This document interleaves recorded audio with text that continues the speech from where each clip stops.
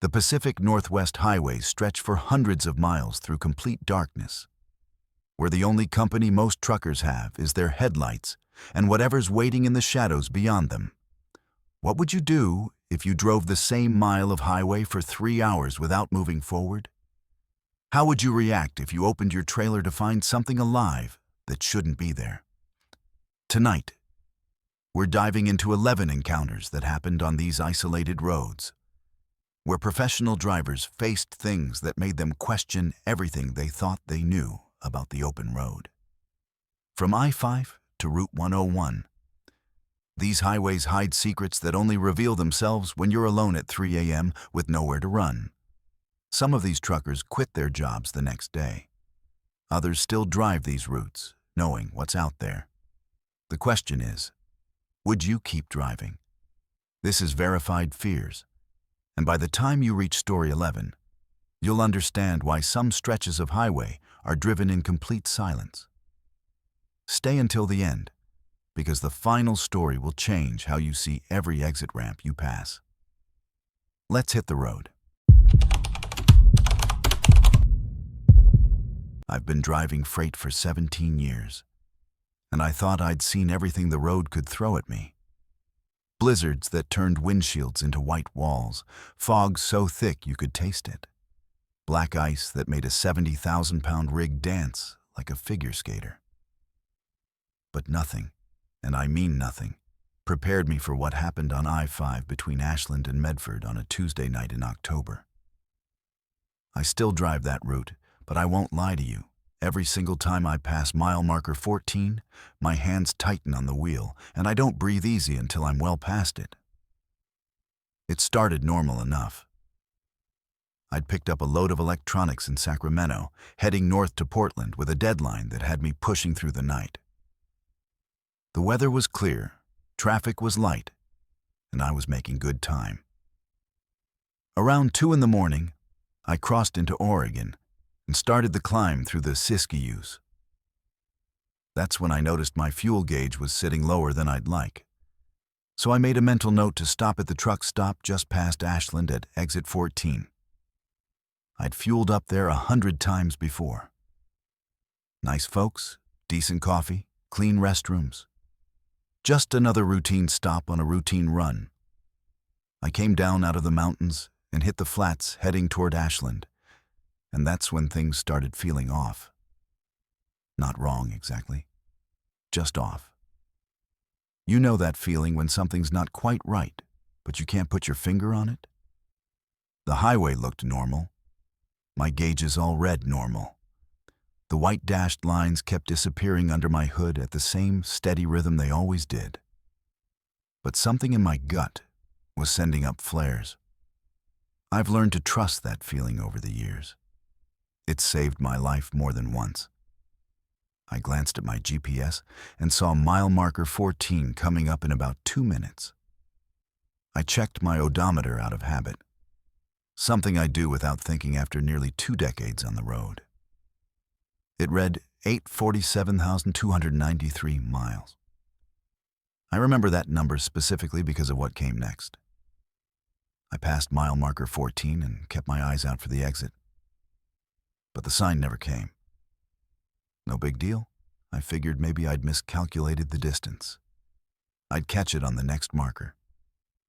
So I kept driving, watching the white lines eat up under my headlights, listening to some old Waylon Jennings on the radio.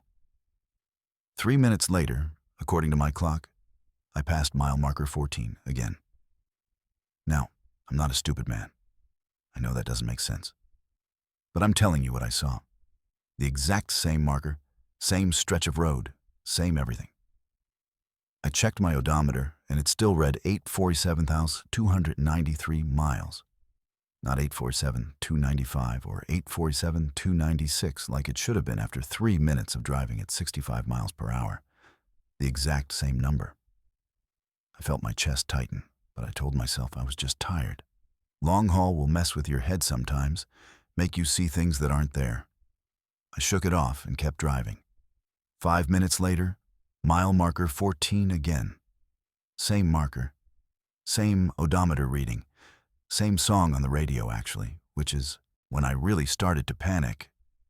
I'd been listening to Mamas Don't Let Your Babies Grow Up to Be Cowboys when I first passed the marker, and now it was playing again. Same verse, same guitar lick.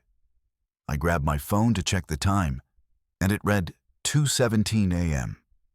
It had read 2:17 a.m. the first time I passed the marker. My radio clock agreed. So did the clock on my dashboard. I did what any sane person would do.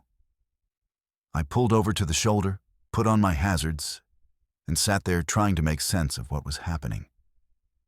My CB radio was quiet, which was unusual for that time of night. Usually, you've got at least a few drivers shooting the breeze, warning each other about smokies or weather ahead. But tonight, nothing. Just static. I keyed the mic and called out, asking if anyone could hear me. No response. Just that empty static that sounded like the universe holding its breath. I sat there for what felt like 10 minutes, going through every rational explanation I could think of. Maybe I'd fallen asleep and dreamed the whole thing. Maybe I'd had a stroke. Maybe there was a gas leak in the cab making me hallucinate. But I felt fine. Alert. More alert than I'd felt in months, actually, because fear has a way of sharpening everything to a razor's edge. Finally, I decided to get moving again. I pulled back onto the highway and accelerated up to speed, determined to just power through whatever this was until I hit Medford. 3 minutes later, mile marker 14. I actually laughed when I saw it, one of those high, strangled laughs that doesn't sound like it came from your own throat. The odometer still read 8:47,293. The clock still read 2:17 a.m. Waylon Jennings was still singing about cowboys.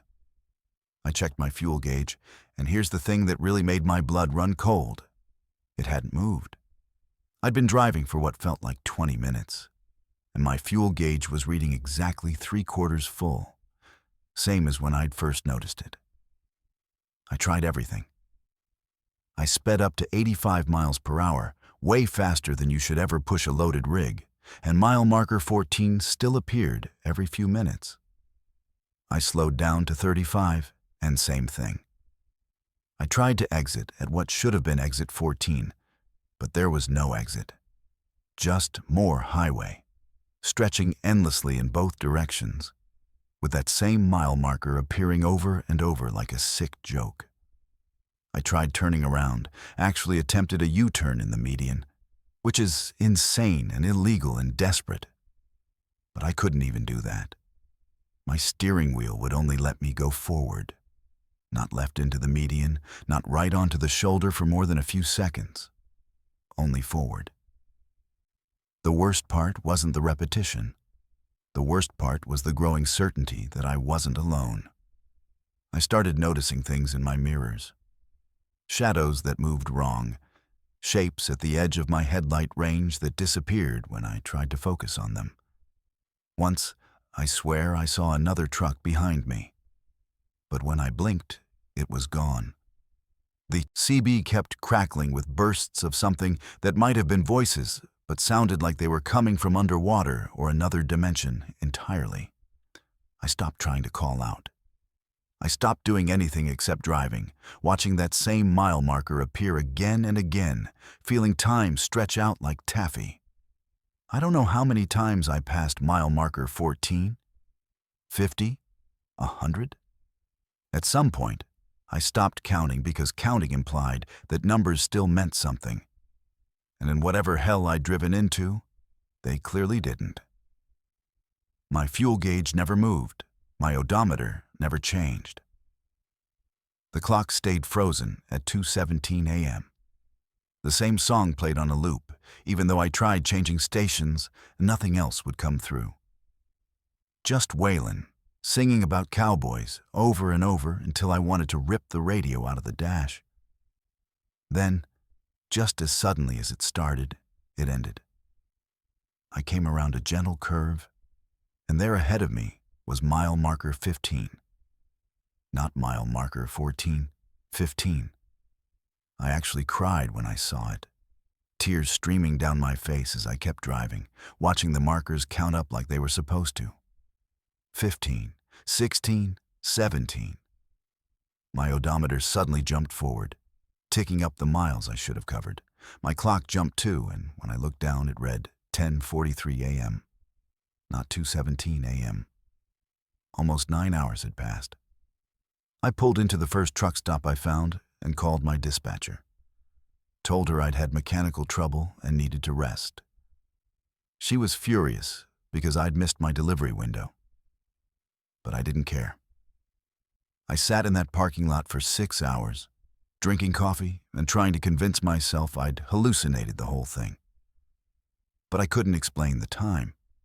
I couldn't explain the fuel, because my tank was still 3/4 full despite hours of driving. I couldn't explain the recording on my dash cam, which showed nothing but darkness and mile marker 14 flashing past over and over for 8 hours and 47 minutes straight. I finished that run eventually.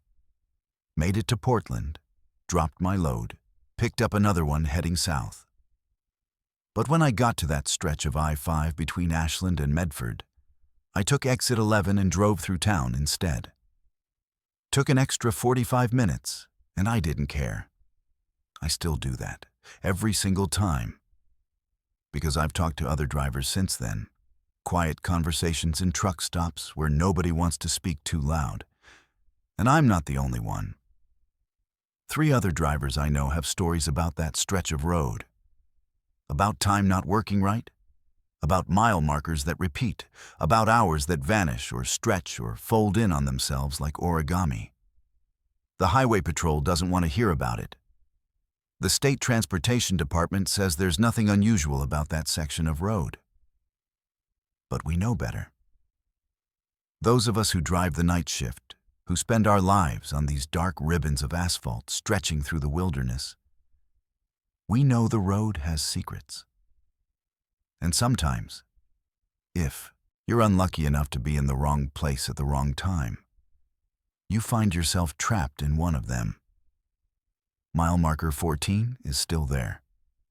I see it every time I take the long way around, sitting there innocent as anything, just another marker on just another highway. But I won't pass it again. Not at night. Not ever. Because time is supposed to move forward. And when it doesn't, when you're caught in a loop you can't escape, you realize how thin the line is between the world we know and whatever's on the other side. And trust me, you don't want to find out what's waiting there. They train you for a lot of things in this business. How to handle a jackknife on black ice. What to do if your brakes fail coming down a mountain grade. How to secure a load so it doesn't shift and turn your trailer into a death trap.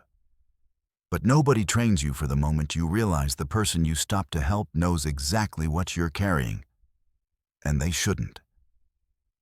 That's when you understand you're not dealing with a stranded motorist. You're dealing with someone who's been waiting specifically for you. It happened on Highway 101, about 20 miles south of Forks, Washington, in an area so remote that cell service is a joke and the only lights you see are your own headlights reflecting off the wet pavement. I was hauling high-end electronics from Seattle to a distribution center in Aberdeen, running behind schedule because of construction delays near Olympia. It was just past midnight. Raining hard enough that my wipers could barely keep up, and I was the only vehicle on that stretch of road. Or so I thought. I came around a curve and saw the van pulled off on the shoulder with its hazards flashing. Nothing unusual about that. People break down all the time, especially on these rural highways where maintenance is sparse and help is far away. As I got closer, I could see it was a white cargo van, newer model, and there was a guy standing next to it, waving his arms. He looked distressed, and I'm not the kind of person who can just drive past someone in trouble. I've got a daughter who drives these roads sometimes, and I'd want someone to stop for her. So I slowed down, pulled onto the shoulder about 50 feet ahead of the van, and grabbed my flashlight. The rain was coming down in sheets as I climbed out of the cab, and the guy jogged up to me before I could even reach his vehicle. That should have been my first warning sign. People who are genuinely broken down usually stay with their vehicle. But I was tired, focused on my schedule, and not thinking clearly. He was maybe 40, wearing a rain jacket and jeans, and he had this desperate look on his face that seemed real enough at the time. "Thank God someone stopped," he said, rain dripping off his hood. "My alternator died and my phone's dead. I've been stuck here for an hour." Standard breakdown story, nothing suspicious. But then he said something that made my blood turn cold. "You're hauling electronics, right? Seattle shipment?" I froze. My trailer was unmarked.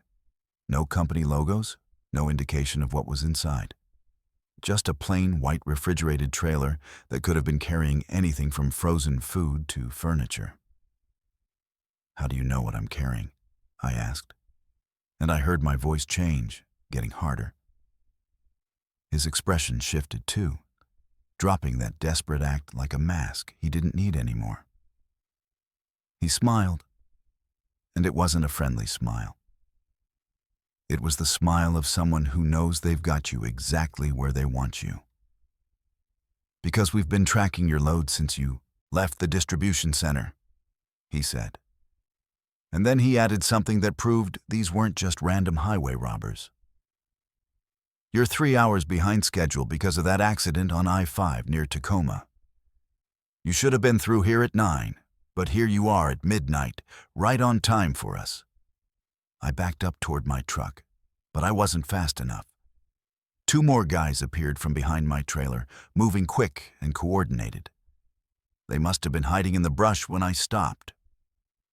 One of them was talking on a radio, using CB codes. 10-4, 10-20, Smoky Report. He knew the lingo like he'd spent years on the road. Later I'd find out I was right. These were former truckers who turned to organized cargo theft, using their insider knowledge to target specific loads on remote stretches of highway. "Keys," the first guy said, holding out his hand. I wasn't about to give him anything.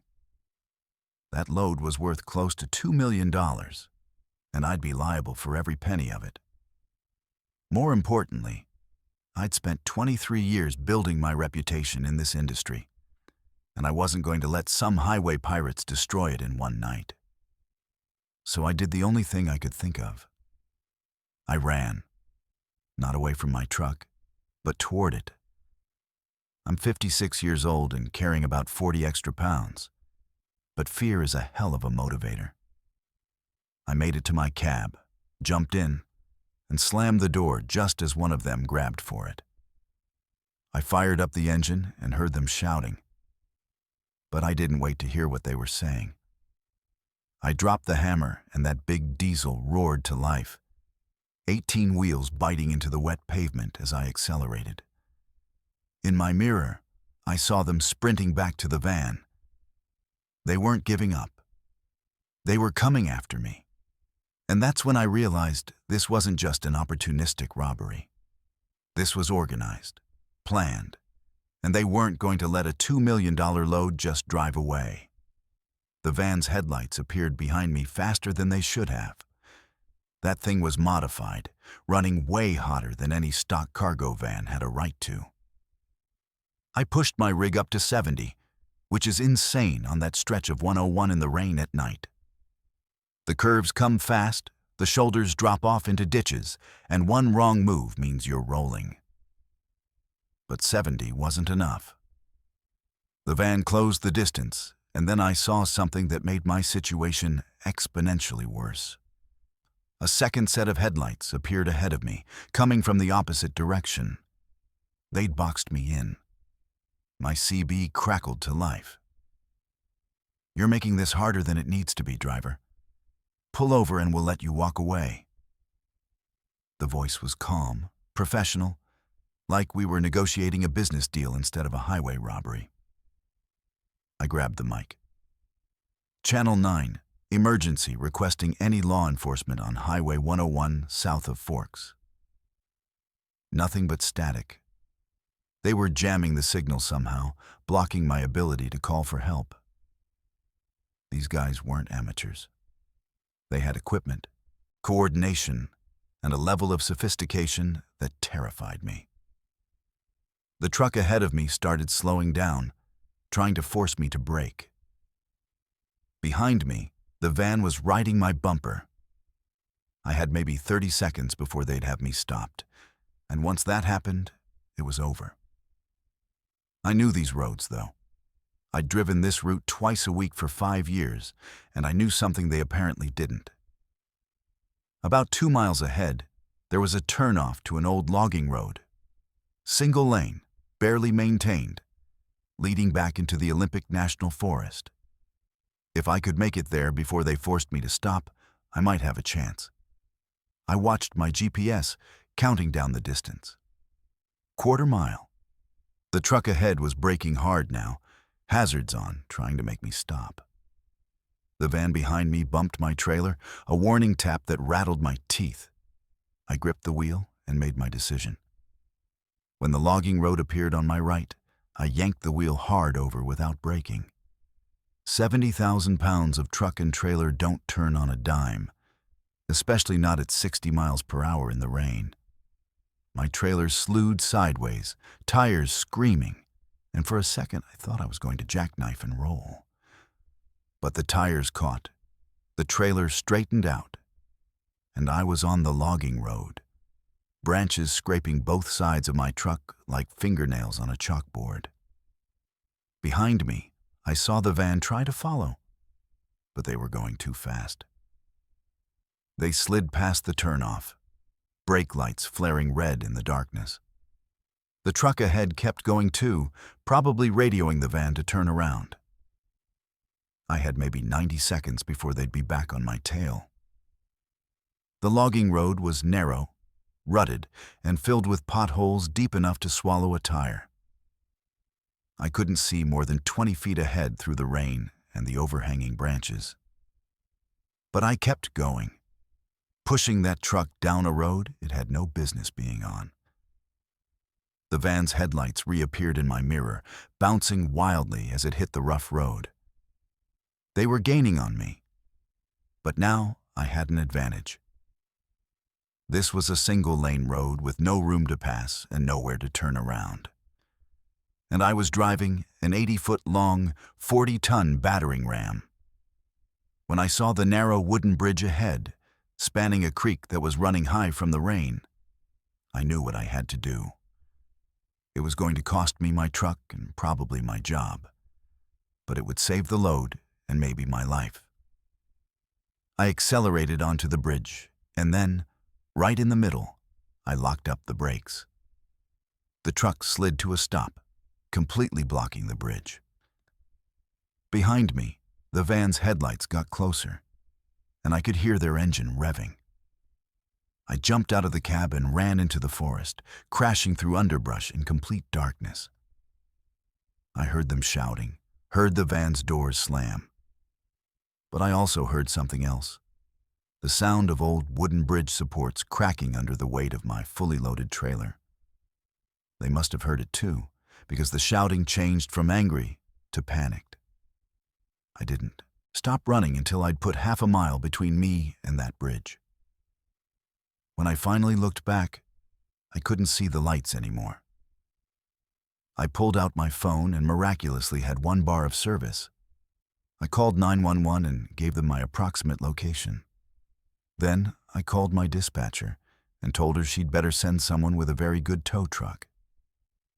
It took the sheriff's department 45 minutes to reach me and another 2 hours to secure the scene. My truck was still on the bridge, which was sagging but hadn't collapsed. The van was gone, but they'd left tire tracks and other evidence. The deputies told me I wasn't the first driver to report organized robbery attempts on that stretch of highway. There had been 6 incidents in the last 4 months, all targeting high-value electronics shipments.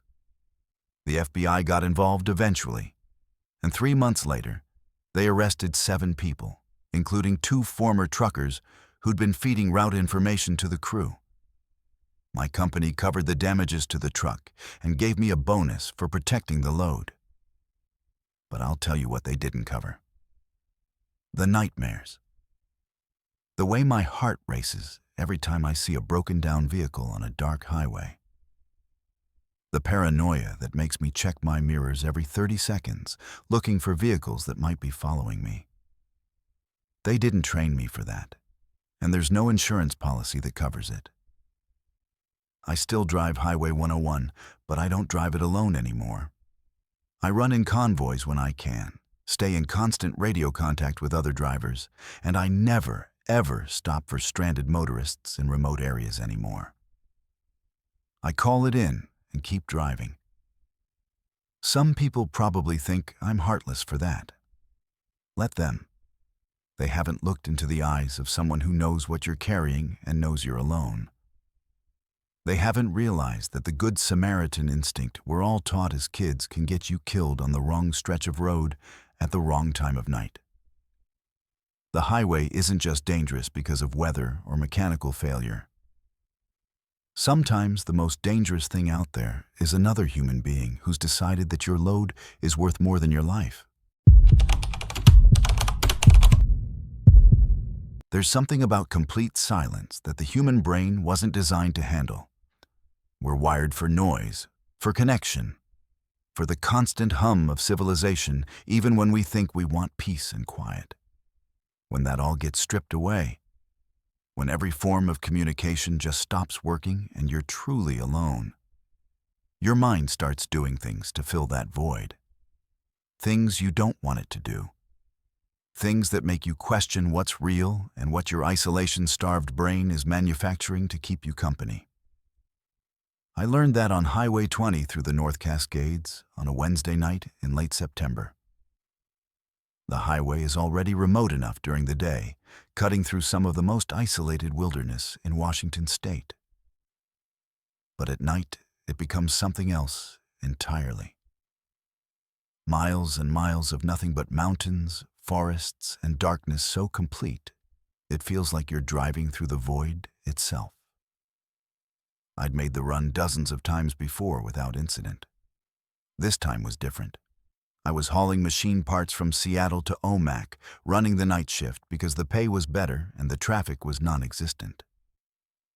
My GPS showed 93 miles of Highway 20 ahead of me, mostly through North Cascades National Park, where there's nothing but wilderness and the occasional scenic overlook.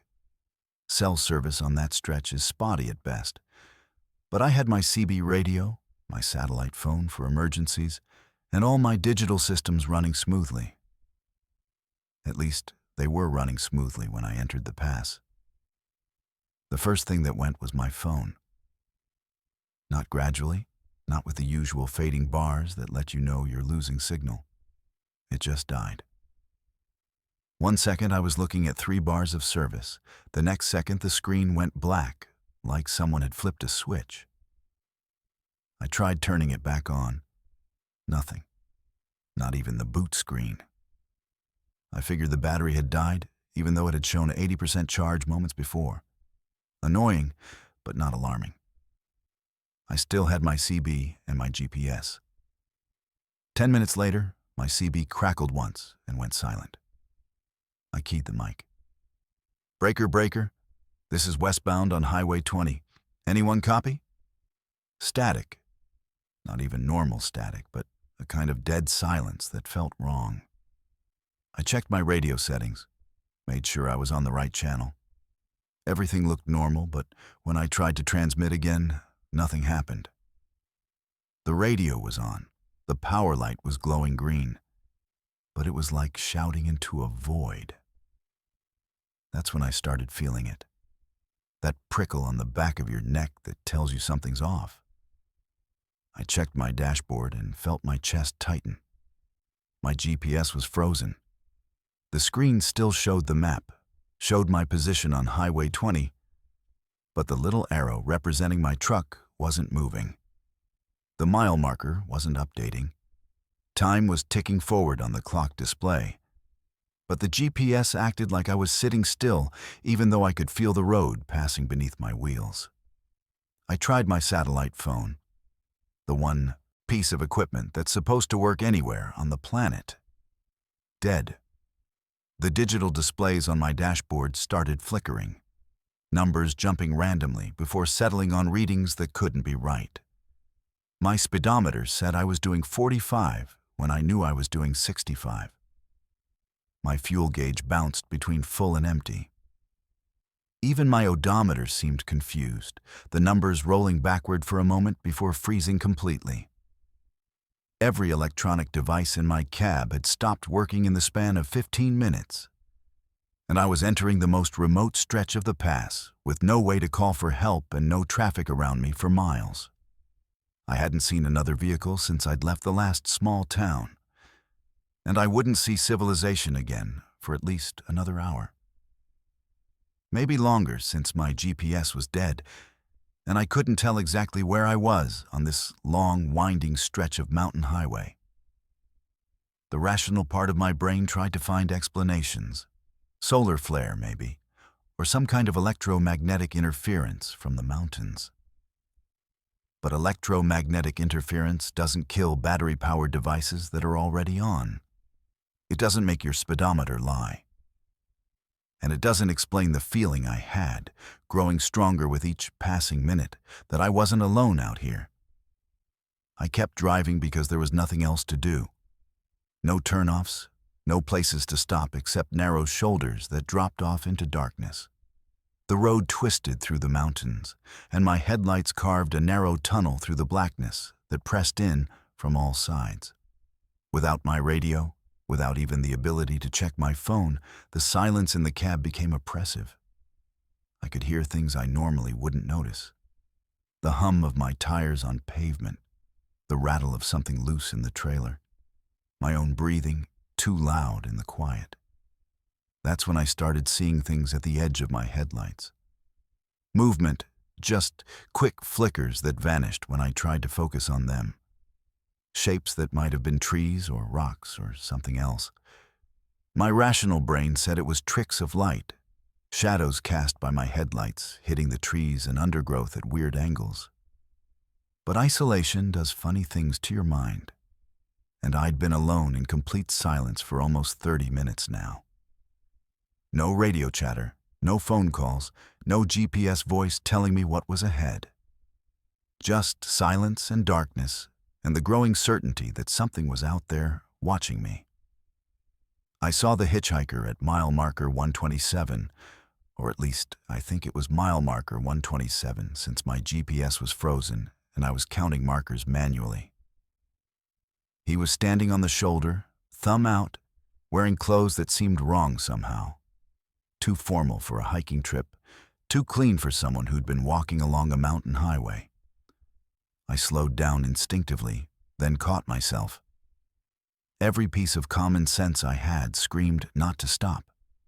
Not here, not now, not when every system in my truck had failed and I was completely cut off from the outside world. I passed him and looked in my mirror. He was gone. Not walking away, not turning around, just gone, like he'd never been there at all. My hands started shaking on the wheel. I told myself I'd imagined him, that my isolation-starved brain had conjured him up to break the oppressive loneliness. But I'd seen him clearly. Seen his face, his clothes, the way he'd looked directly at me as I passed. The animals came next. Deer standing in the middle of the road, dozens of them, their eyes reflecting red in my headlights. But they didn't move when I approached. They just stood there, perfectly still, watching my truck bear down on them. I hit the brakes and the air horn simultaneously, and they vanished. Not scattered, not bolted into the forest. They simply ceased to exist between one heartbeat and the next. The road ahead was empty like they'd never been there. I was breathing hard now, my heart hammering against my ribs. I knew what was happening. I'd read about it in some trucker forum years ago. Isolation-induced hallucinations. When your brain gets cut off from external stimuli for too long, it starts generating its own. Visual hallucinations are common in extreme isolation, your mind manufacturing stimuli to compensate for the sensory deprivation. Knowing what it was didn't make it less terrifying. Because if I was hallucinating, how could I trust anything I was seeing? How did I know the road was real?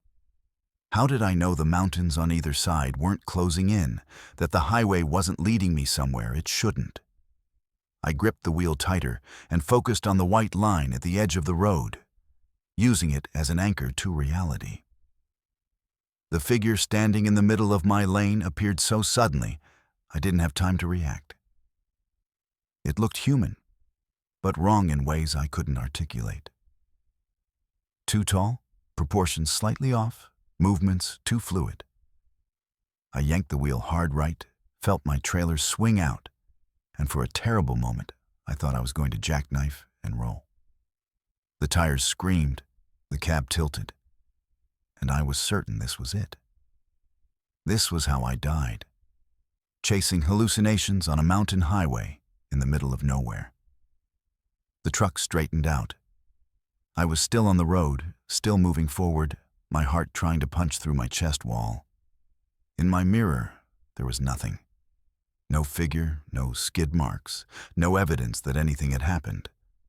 But I'd felt the truck react. I'd felt the tires lose traction. That wasn't a hallucination. Or was it? Could isolation mess with your perception so completely that you'd feel things that weren't real? I started talking to myself, out loud just to hear a human voice. Didn't matter what I said. Weather observations, descriptions of what I was seeing, old song lyrics I could remember. Anything to fill the silence that seemed to be eating at the edges of my sanity. My voice sounded strange in the cab, too loud and too quiet at the same time, like the silence was absorbing it before it could fully form. Time stopped meaning anything. I might have been driving for an hour or 3 hours. My clock still worked, but I didn't trust it anymore. I didn't trust anything. The road kept unwinding ahead of me. Curve after curve through mountains that seemed to shift and change when I wasn't looking directly at them. I started counting my heartbeats just to have something concrete to focus on. Something my brain couldn't manufacture or distort. Then, as suddenly as it had started, it ended. My phone buzzed to life in the cup holder where I'd tossed it. My CB crackled with someone talking about weather in Omak. My GPS unfroze and immediately started recalculating my route. The digital displays on my dashboard stabilized, showing normal readings. And I realized I was passing the Omak city limits sign. I'd crossed 93 miles of complete isolation without even realizing I'd reached the end. I pulled into the first truck stop I saw and sat in the parking lot for 2 hours. Just sat there with all my lights on, my radio playing, and other trucks around me. The dispatcher called asking why I'd gone dark for so long. I told her equipment failure, which was true enough. What I didn't tell her was that I'd spent those miles questioning reality, seeing things that couldn't be there, fighting off the kind of existential terror that comes from being truly, completely alone. I looked it up later. Electromagnetic anomalies in the North Cascades, documented cases of communication failures, magnetic interference from the mountain geology. All explainable, all rational. But that doesn't cover what I saw, what I felt, the certainty that something was out there in the darkness with me. Maybe it was all in my head. Maybe isolation and sensory deprivation created every bit of it. But I drive Highway 20 during the day now, when I can see the mountains and other traffic and my phone has signal. Because here's what they don't tell you about the human mind. It's not built for complete isolation. Strip away all connection, all communication, all proof that other people exist, and your brain starts filling in the gaps. And sometimes, what it fills them with is worse than any real threat could ever be. The monsters in isolation aren't the things that might be out there in the dark. They're the things your own mind creates when it's left alone too long with nothing but silence and shadows. I don't believe in Bigfoot. Or at least I didn't until February of last year. I'm the kind of person who needs proof, physical evidence, something concrete before I'll accept that something exists. I spent 31 years driving trucks through every corner of the Pacific Northwest without seeing anything I couldn't explain. Bears, elk, cougars, sure. Strange lights in the sky that turned out to be satellites or aircraft. Plenty of those. But nothing that made me question the fundamental understanding of what lives in these forests. That changed on Route 12 through White Pass on a night when the snow was coming down so hard I could barely see 20 feet ahead of my truck. I was hauling timber equipment from Yakima to Chehalis, a run I'd made at least 50 times before. White Pass isn't an easy drive, even in good weather. The road climbs to over 4,000 feet elevation, winds through the Cascade Mountains with steep drop-offs and tight curves. And in winter, it's treacherous enough that a lot of drivers refuse to run it at all. But I grew up in these mountains. Learned to drive in snow before I learned to drive on dry pavement. And the pay for winter runs through the pass is good enough to make it worth the risk. The snowstorm hit about halfway through the pass, one of those sudden mountain squalls that turns the world white in minutes.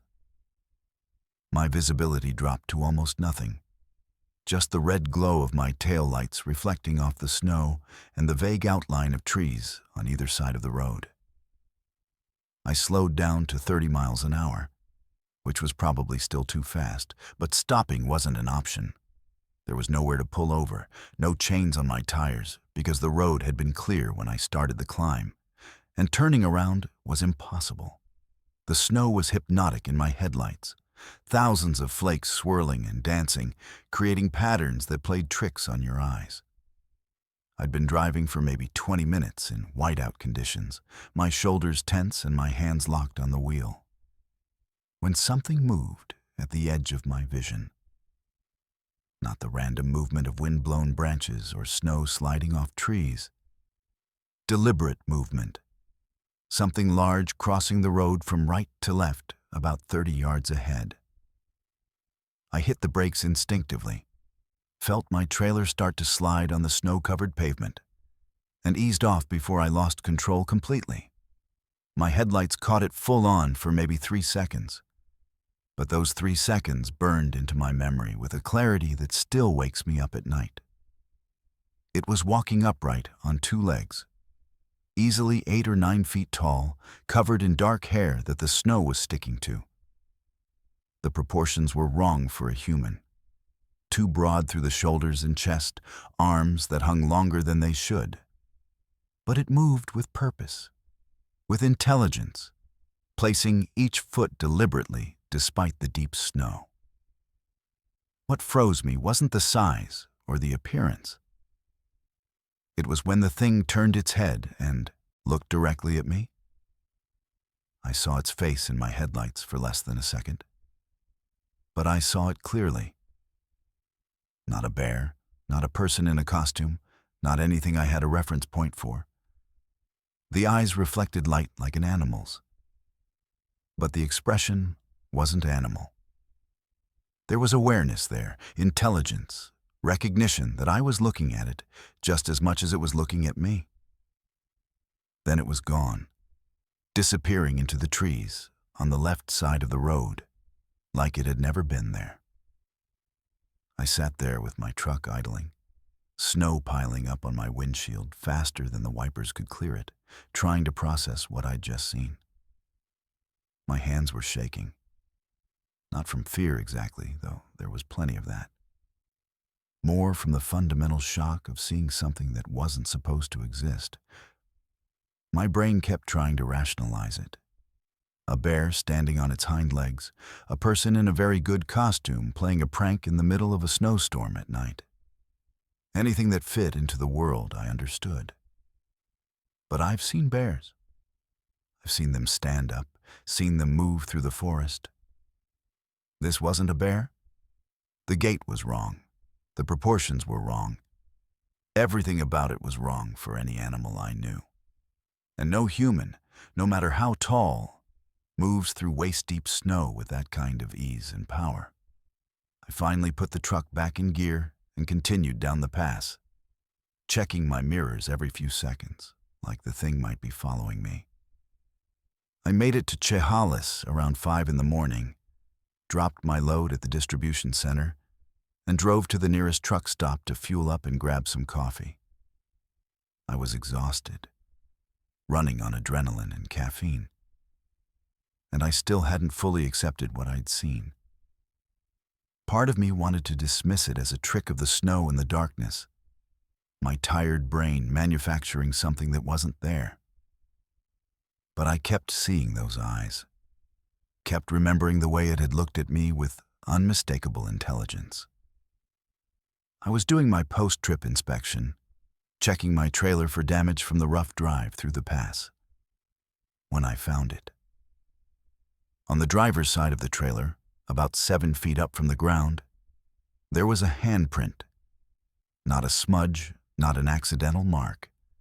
A clear, distinct handprint pressed into the metal hard enough to dent it slightly. The print was enormous, easily twice the size of my own hand, with 4 fingers and a thumb that left impressions deep enough that I could feel them when I ran my fingers over the metal. I stood there staring at that print for a long time, feeling something shift in my understanding of reality. The metal of my trailer was cold and the dent was fresh, created sometime during the night. There was no way I'd had that damage before I started the run, because I'd done a thorough inspection in Yakima, which meant something had touched my trailer while I was driving through White Pass. Something with hands large enough and strong enough to dent industrial-grade steel. I took photos with my phone, dozens of them from every angle. I measured the handprint with my tape measure. Palm width was 11 inches. Finger length was close to 8 inches from base to tip. The thumbprint angled differently than a human thumb would, more opposing, more flexible. I'm not a scientist, but I've been around enough to know that no human has hands that size or that strong, and no bear paw looks anything like what was pressed into my trailer. I didn't tell anyone right away. Who would believe me? I barely believed it myself, and I had the physical evidence right there on my trailer. I finished my coffee, checked my route for the next load, and tried to act like everything was normal. But normal had shifted. I kept looking at those photos on my phone, kept going back to my trailer to make sure the handprint was still there, that I hadn't imagined it. About a week later, I was back through that area on another run. I stopped at a diner in Packwood, a little place called the Mountain View that's been there forever and serves breakfast all day. The waitress was an older woman, probably in her 60s, who'd lived in the area her whole life. I was sitting at the counter drinking coffee and working up the nerve to ask about what I'd seen when she noticed me staring out the window toward the mountains. "You see something out there?" she asked, refilling my cup without being asked. Her tone was casual, like she was asking about the weather. I hesitated, then decided I had nothing to lose. "I saw something on White Pass last week, during that big snowstorm, something I can't explain." She nodded like I'd just told her the daily special. "They're more active in winter," she said simply. "Snow makes the forest quiet, easier to move around without being heard." I stared at her. "They?" She smiled, a knowing smile that said she'd had this conversation before. "Honey, you're not the first driver to see them up there, and you won't be the last." This whole area, from White Pass through the Gifford Pinchot, it's their territory. Has been for longer than we've been here. Most folks don't talk about it because they don't want to sound crazy, but those of us who live here know. We've all seen signs. Tracks in the snow that don't match any known animal. Trees twisted and broken 8 feet off the ground. Sounds in the forest that don't fit anything natural. She said it so matter-of-factly, like she was discussing deer or elk, just another part of the local wildlife. I showed her the photos of the handprint on my trailer. She studied them carefully, then nodded. That's consistent with other evidence I've seen. You're lucky, actually. Most people just get a glimpse or find tracks. To have a clear sighting and physical evidence, that's rare. I asked her why more people don't know about this, why it's not bigger news. She shrugged. Who's going to believe it? You got evidence right there on your trailer, and I bet you haven't told anyone official, because you know how it sounds. She was right.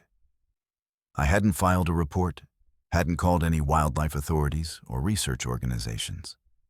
Because saying, I saw Bigfoot, and here's a handprint to prove it, sounds insane, even with photographic evidence.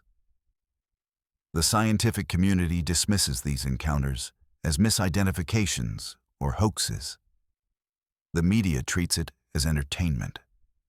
And most people, like me before that night, simply don't believe these creatures exist despite decades of consistent reports from credible witnesses across the Pacific Northwest. But I know what I saw. I know what touched my trailer hard enough to leave a permanent impression in the metal. And I know that the forests of the Pacific Northwest contain things we don't fully understand. Species that have learned to avoid human contact so effectively that they might as well be ghosts. The handprint is still on my trailer. I never had it buffed out or repaired. It serves as a reminder that the world is stranger than we give it credit for, and that seeing something with your own eyes doesn't always mean others will believe you. I still drive Route 12 through White Pass regularly. Every time I make that run, especially in winter, I watch the tree line more carefully. I've never seen it again, whatever it was. But I've found tracks a few times in the snow at rest stops, massive footprints that stretch 18 inches long and show 5 distinct toes. I photograph them, measure them, add them to the collection of evidence on my phone that I know most people will dismiss as fabrication or misidentification. The thing is, I don't need them to believe me. I was there. I saw it. I have the physical evidence on my trailer that something touched my rig that night. Whether people call it Bigfoot, Sasquatch, or just an unknown primate species that science hasn't documented yet, I know it exists. I looked it in the eyes, and it looked back at me with an intelligence that was unmistakable and profound. That's not something you forget, and it's not something you can unsee. The forests here are old, deeper and more remote than most people realize. There are valleys that have never been logged, sections of wilderness where humans rarely venture. If something wanted to stay hidden in that vast expanse of mountains and trees, it could. It would just need to be smart enough, careful enough, and patient enough to avoid the increasingly rare places where its world overlaps with ours. And based on what I experienced, whatever lives up there in the high country has all 3 of those qualities in abundance. The CB radio is supposed to be for practical communication. Weather updates, traffic warnings, location of speed traps, that sort of thing. You get used to the voices, the handles drivers use, the casual way people share information that keeps everyone safe on the road. What you don't expect is to hear someone calling for help on a frequency that shouldn't have anyone on it, describing a location you're approaching, begging you to slow down because their brakes just failed. And you definitely don't expect to learn that the voice belongs to someone who died 15 years ago on the exact same stretch of highway you're currently driving. I was running westbound on I-84 through the Columbia River Gorge, hauling automotive parts from Boise to Portland on a foggy November night. The gorge is beautiful during the day, with the Columbia River on one side and sheer cliffs on the other. Waterfalls cascading down rock faces, and forests that look like something out of a postcard. At night, especially in fog, it's a different story. The curves come faster than you remember, the drop-offs are invisible, but you know they're there. And the moisture makes everything slick. Around milepost 42, near where the Bonneville Dam exit comes up, my CB crackled to life with a transmission that made my blood run cold. The voice was panicked, breathless, speaking too fast. "Anyone eastbound near Bonneville, I need help. My brakes are gone. I'm doing 70 and I can't slow down. The grade's getting steeper and I can't stop. Somebody call for help. Please, I've got a wife and 2 kids." I grabbed my mic immediately. "Breaker, breaker, driver in distress near Bonneville. This is westbound at your 20. What's your handle and location?" Nothing. Just static. Then the voice came back, even more frantic. "The steering's getting harder. I think something's wrong with the hydraulics. I can't keep it in the lane. Oh God, I'm crossing the center line. I'm going into oncoming traffic." My heart was hammering. I was approaching milepost 42, scanning both lanes for a truck in trouble. The fog was thick enough that I could only see maybe 50 feet ahead, but there was no traffic around me. No eastbound trucks, no westbound traffic, except me. I keyed the mic again. "Driver, I'm right here. I don't see you. What's your exact location? Give me landmarks." The voice came back one more time, and this time I heard the screech of metal and the sound of something massive crashing. I hit the barrier. "I'm going over. Tell my wife I love her. Tell Sarah and Tommy their dad loves them. Tell them I'm..." And then nothing. Dead silence on the CB, except for the normal static and occasional chatter from other channels. I pulled over at the next safe spot, shaking so hard I could barely hold the steering wheel. I grabbed my phone and called 911, reported what I'd heard, gave them the approximate location. The dispatcher took my information, but said they had no reports of accidents. In that area, no calls for help, no indication of any truck in distress. She said she'd send a unit to check the area, but sounded skeptical, like I'd either imagined it or someone was playing a prank on the CB. I sat there for 20 minutes, waiting to see emergency vehicles pass, waiting for confirmation that someone needed help. Nothing. Just fog and the occasional vehicle passing on the highway. Finally, I got back on the road, telling myself it must have been some kind of interference, maybe a recording someone was broadcasting as a sick joke. But the terror in that voice had been real. You can't fake that kind of fear. I finished my delivery in Portland and stopped at a truck stop in Troutdale before heading back east. I needed coffee, and I needed to talk to someone about what I'd heard. The place was mostly empty at 4 in the morning, just a few drivers grabbing breakfast or fueling up. I sat at the counter next to an older driver, maybe in his late 60s, who had the weathered look of someone who'd been doing this job for decades. I mentioned hearing something strange on the CB near Bonneville, being deliberately vague to see if he'd react. He set down his coffee cup and looked at me with an expression I couldn't quite read. "You heard Tommy, didn't you?" he said quietly. I felt the hair on my neck stand up. "Tommy?" He nodded. "Tommy Brewer. That was his handle on the CB. He died in 2010. Brake failure coming down the grade near milepost 42. Crossed the center line, hit the barrier, and went over the embankment. They found his truck at the bottom, burned out. He didn't make it." I I stared at him, coffee forgotten. That's impossible. I just heard someone tonight, talking about brake failure at that exact location. Mentioned his wife and kids by name, Sarah and Tommy Jr. The old driver's face went pale. Those are Tommy's kids' names. His wife's name was Sarah, too. How do you know that? I told him everything I'd heard, every word of the transmission. He listened without interrupting, his expression growing more troubled with each detail. When I finished, he was quiet for a long time. Finally, he said, "You're not the first. Drivers have been reporting that transmission for years. Always in fog, always near milepost 42, always the same message. Some people think it's residual energy, like a recording playing over and over. Others think Tommy's trying to warn people about that section of road. It's dangerous there. The grade increases, there's a curve, and if your brakes are soft or you're going too fast, you can lose control exactly like he did." He pulled out his phone and showed me a news article from 2010.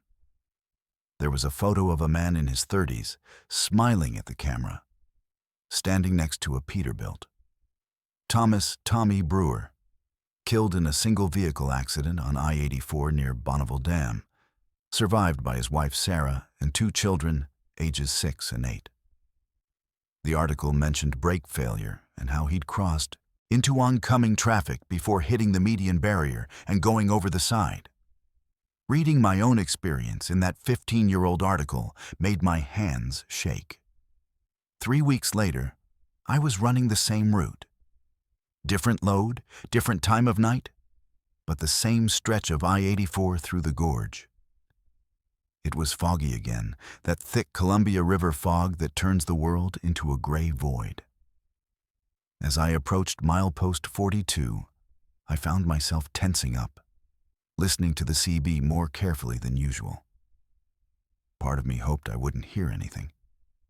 Part of me almost wanted to, just to confirm I hadn't imagined it the first time. The transmission came through at almost the exact same spot. Same voice, same panic, same desperate plea for help. But this time, I knew what I was hearing. "Anyone eastbound near Bonneville, I need help. My brakes are gone." I grabbed the mic, and instead of trying to locate him, I said something different. "Tommy, I hear you. I know what happened. I'm sorry. But you need to know. You're helping people. You're warning us about this section. You probably saved lives tonight." The transmission stopped mid-sentence. For a moment, there was just static. Then, very faintly, I heard something that might have been "thank you" before the channel went completely silent. I drove the rest of the gorge with tears running down my face, not entirely sure why I was crying. Maybe because I'd just had a conversation with a dead man. Maybe because the loneliness in that voice, even after 15 years, was something I understood. We spend our lives on these roads, isolated in our cabs, connected only by radio waves and the occasional conversation at truck stops. Maybe death doesn't change that. I started asking other drivers about it. Quietly, in conversations at rest stops and truck stops, careful not to sound crazy.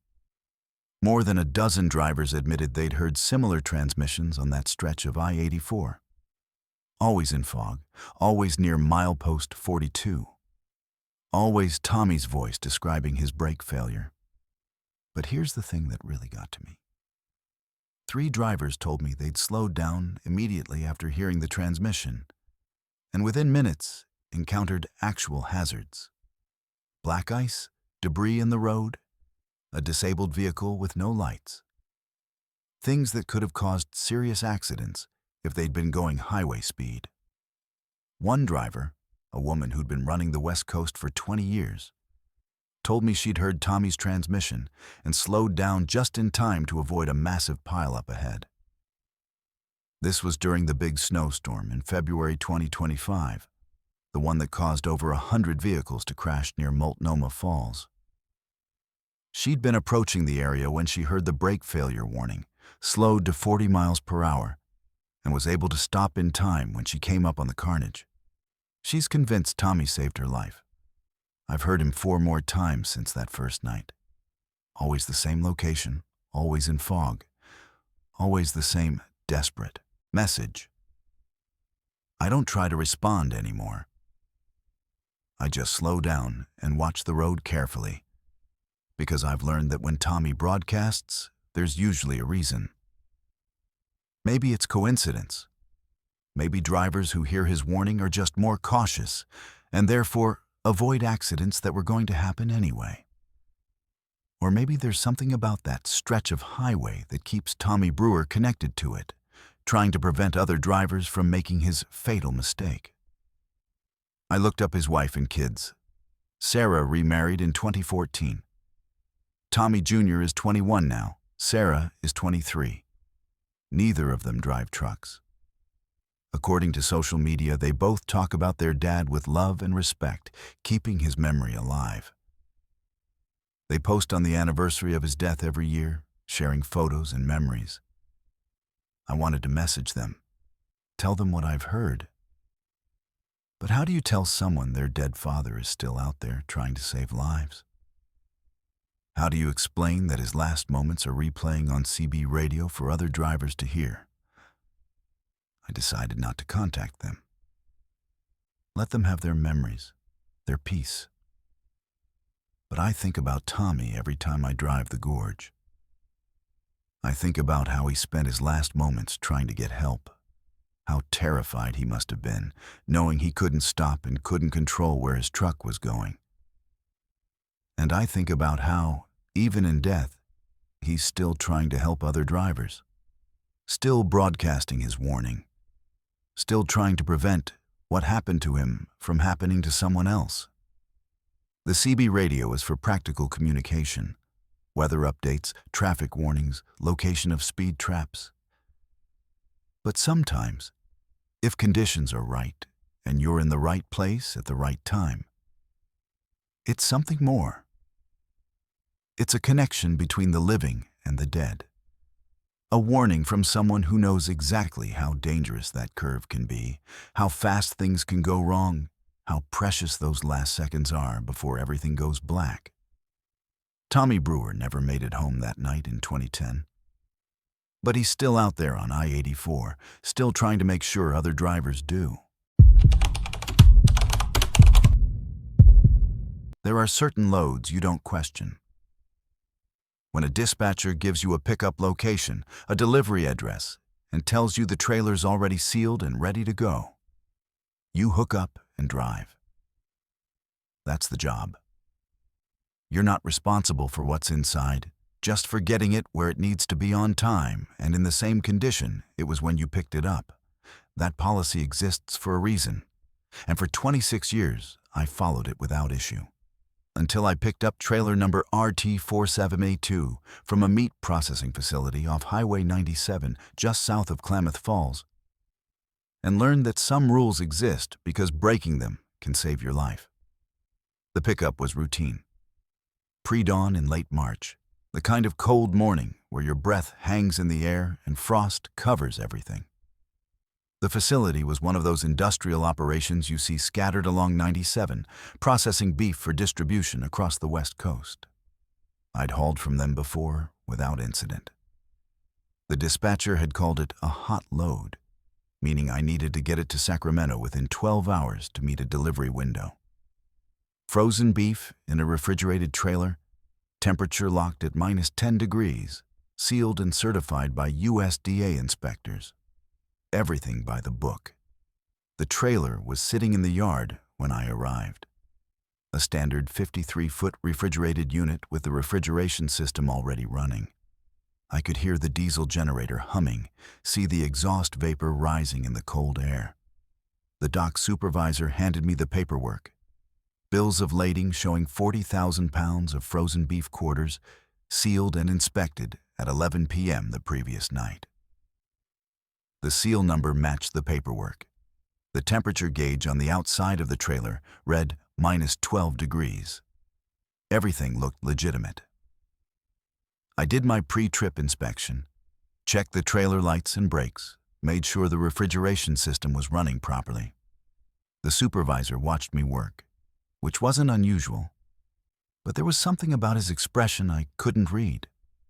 When I asked if there were any issues with the load, he just shook his head and said to get it delivered quickly. Said the customer was particular about temperature consistency. Again, nothing unusual.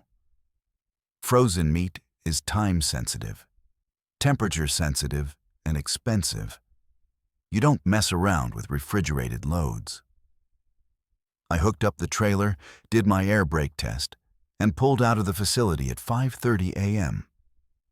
The plan was to take 97 south to I-5, then straight shot to Sacramento. 9 hours of driving if I pushed it, which would get the load there with time to spare. I grabbed coffee at the truck stop just south of Klamath Falls and headed out, watching the sunrise paint the Cascade Mountains gold and orange. Just another day, another load, another paycheck. The first indication something was wrong came about an hour into the drive. I was cruising through open country south of Klamath Falls when I felt something through the cab. Not a sound, exactly. More like a vibration. A rhythmic thump that seemed to come from behind me. I checked my mirrors, thinking maybe I'd thrown a retread or had a tire issue, but everything looked normal. The thumping continued, irregular but persistent, like something was shifting inside the trailer. I pulled over at the next wide spot and got out to check. The trailer looked fine. The refrigeration unit was running smoothly, the exhaust steady, the temperature gauge showing minus 11 degrees. But when I put my hand on the trailer wall, I felt it. A definite vibration, something moving inside. Cargo shift, I told myself. Frozen beef quarters hanging from rails, swaying with the movement of the truck. Except frozen meat doesn't shift. It's solid, locked in place by its own weight and the freezing temperature. I checked the seal on the trailer doors. Intact, unbroken, the number matching my paperwork exactly. Opening the trailer would break the seal, and breaking the seal meant I'd be liable for any discrepancies in the load when it was delivered. Company policy was clear. Don't break the seal unless there's visible damage or safety concerns. A little cargo movement didn't qualify. So I got back in the cab and continued driving, telling myself it was nothing. The thumping got louder over the next hour. Not constant, but regular enough that I couldn't ignore it. Thump, pause, thump, thump, pause. Like something was hitting the inside of the trailer wall, like something was trying to get out. I turned up the radio to drown it out, but I could still feel it through the seat, through the steering wheel, a rhythmic pounding that made my chest tight and my hands sweat. Then the temperature gauge started climbing. Minus 11 became minus 9, then minus 7, then minus 4. The refrigeration unit was running. I could hear it laboring, working harder than it should need to. But the temperature inside the trailer kept rising despite the system running at full capacity. At 30 degrees, frozen meat starts to thaw. At 40 degrees, bacteria begins to multiply.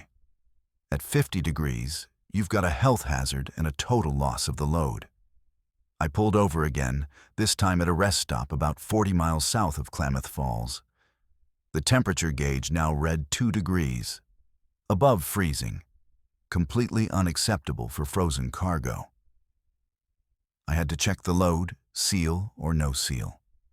If the refrigeration system had failed, I needed to document it immediately to avoid liability.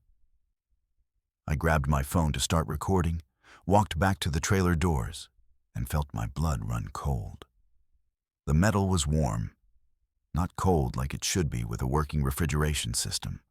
Warm, like something inside was generating heat. And the thumping was loud now, clear and distinct. Something was moving in there, something large enough to shake a 53-foot trailer. I put my ear against the door and heard something that made my stomach turn. Breathing. Heavy, labored breathing, like an animal in distress. My hands were shaking as I reached for the seal. Every instinct screamed at me to leave it alone, to call my dispatcher, to call the police, to do anything except open that trailer. But if there was an animal trapped inside, if someone had accidentally sealed a worker inside the trailer, if there was any chance someone needed help, I had to check. I broke the seal, threw the locking bars, and pulled the right door open a few inches. The smell hit me first. Not the clean, cold smell of frozen meat. Something else, warm and organic and wrong. The interior of the trailer was dark, the small amount of light from outside showing only the first few feet. I could see the beef quarters hanging from their rails, but they were dripping. Thawed meat doesn't drip like that, doesn't move like that, doesn't smell like that. And then I saw the claw marks. Deep gouges in the inside of the trailer walls, 4 parallel lines that had torn through the insulated aluminum like it was paper. The gouges were fresh, the metal still bright where it had been ripped. Something had done that from the inside. Something with claws strong enough to shred industrial refrigeration panels. I swung the door wider, my phone light illuminating more of the interior, and saw that the entire inside was covered with those marks. The walls, the ceiling, even the beef quarters themselves, torn and shredded. Something moved in the darkness at the back of the trailer. Something large. I slammed the door and ran back to my cab, my heart trying to punch through my ribcage. I locked the doors, grabbed my CB radio, and called for help. Police, animal control, anyone. The dispatcher on the other end asked me to repeat myself, said I wasn't making sense. I tried to explain there was something alive in my trailer, something that shouldn't be there, something that had torn through frozen meat and metal.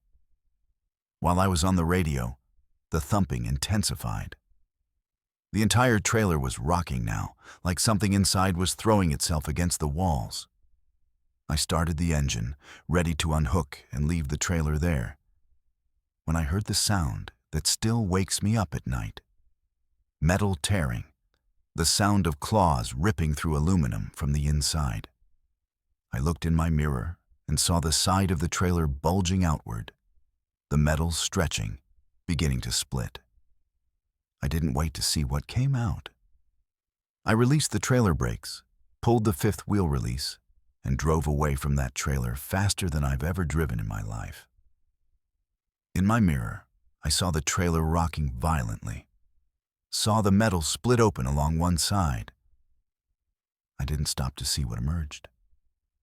I just drove until I reached a town, pulled into the first police station I found, and reported everything. The police were skeptical until they pulled up the security footage from the rest stop. It showed my truck arriving, showed me opening the trailer, showed me running back to my cab. And it showed something coming out of that trailer after I left. Something the officers wouldn't describe in detail, just said it was unidentified, and that they'd called in state wildlife officers and federal authorities. They impounded my truck, questioned me for 6 hours, and finally released me with instructions not to discuss what I'd seen. Here's where it gets stranger. When my company tried to file an insurance claim for the lost load and damaged trailer, they discovered that trailer number RT4782 didn't exist in any database. Not in the federal DOT system, not in the refrigeration unit manufacturer's records, not in any rental or leasing company database. The paperwork I had was legitimate, but the trailer itself had no history. No registration, no maintenance records, no proof it had ever been manufactured. The meat processing facility in Klamath Falls denied ever loading that trailer. Their records showed no outbound shipments on the night in question. The dock supervisor I'd talked to wasn't employed there and couldn't be located. The seal number on my paperwork didn't match any seal in their inventory. It was like the entire pickup had never happened, except for the fact that I had a trailer that was very real, until something tore its way out. I never found out what was in that trailer. The federal authorities took over the investigation and refused to share information.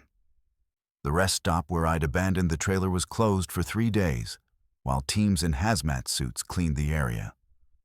Local news reported a chemical spill, but the drivers I talked to who were there said they saw cages and heavy restraints being loaded into unmarked vehicles. I don't haul refrigerated loads anymore. Can't do it. Every time I see a reefer trailer, I remember that sound. The breathing, the claws on metal, the warmth coming from something that should have been frozen solid. I remember the claw marks and the way the meat was shredded and the knowledge that something was in there that shouldn't exist, shouldn't be possible. Sometimes late at night, I think about what I didn't see. What came out of that trailer after I drove away. What had been sealed inside and transported to God knows where for God knows what purpose. And I think about all the other pre-sealed trailers out there, moving across the highways, their contents unknown and unquestioned. How many of them contain exactly what the paperwork says? And how many of them contain something else? Something that's alive when it shouldn't be. Something with claws. Something that's breathing in the darkness, waiting for someone to break that seal and open the door.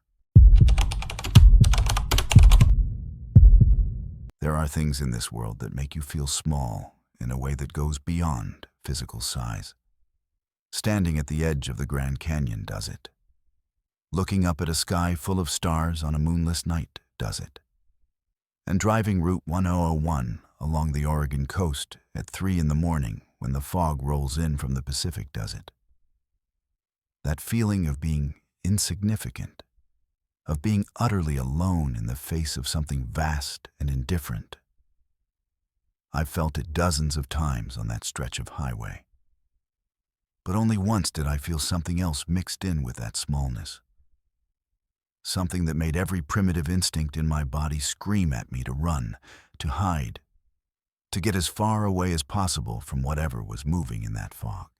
I was hauling produce from the farms around Salem down to distributors in southern Oregon, running the coast route because the weather report said Highway 5 was backed up with construction. Route 101 along the coast is longer but scenic, and I didn't mind the extra time. The pay was the same regardless of which route I took, and watching the sun set over the Pacific Ocean beats staring at endless farmland any day. I'd made this run maybe 30 times before. Knew every curve and turnoff, knew where the good coffee was and which rest stops had the cleanest bathrooms. The fog started around Cannon Beach, which wasn't unusual for that time of year. October on the Oregon coast means fog, sometimes so thick you can barely see the center line of the highway. It rolls in off the ocean in banks that look solid enough to touch, reducing visibility to almost nothing and making the world feel like it's shrinking down to just you and 20 feet of wet pavement. I'd driven through plenty of fog before. This felt different from the start.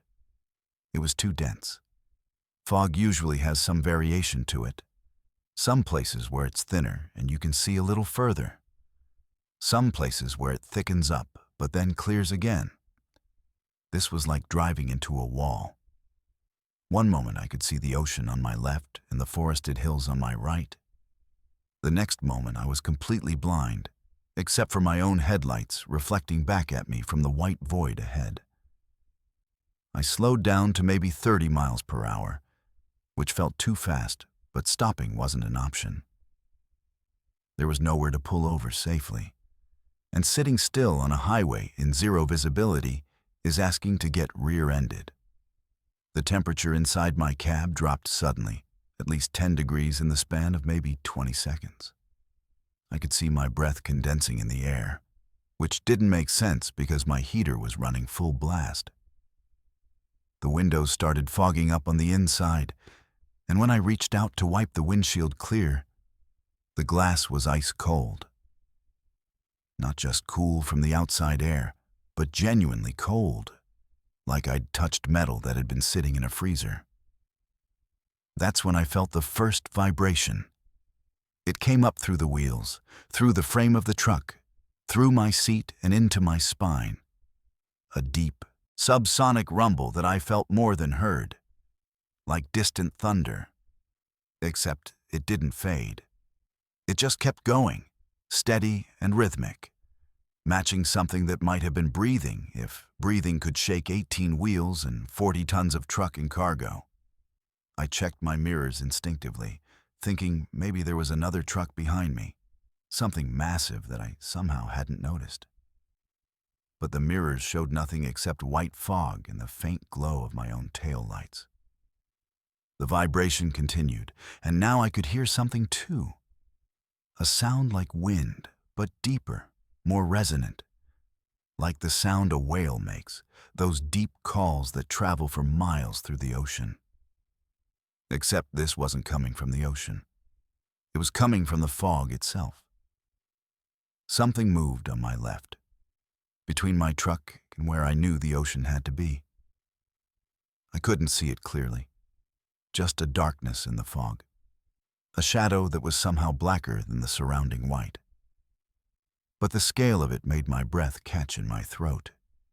It was huge, not truck huge, not even building huge. It was massive in a way that defied reasonable estimation. A shape that suggested something the size of a cargo ship moving parallel to the highway, just off the shoulder of the road. I wanted to believe it was a trick of the fog, shadows and light playing games with my perception. But the vibration was stronger now, rhythmic and deliberate, and I realized with growing horror that I was feeling footsteps. Something was walking beside my truck, keeping pace with me, its footfalls heavy enough to shake the ground and transmit the impact through my tires and suspension. Each step sent a pulse through the frame of my truck that I could feel in my chest, in my teeth, in the base of my skull.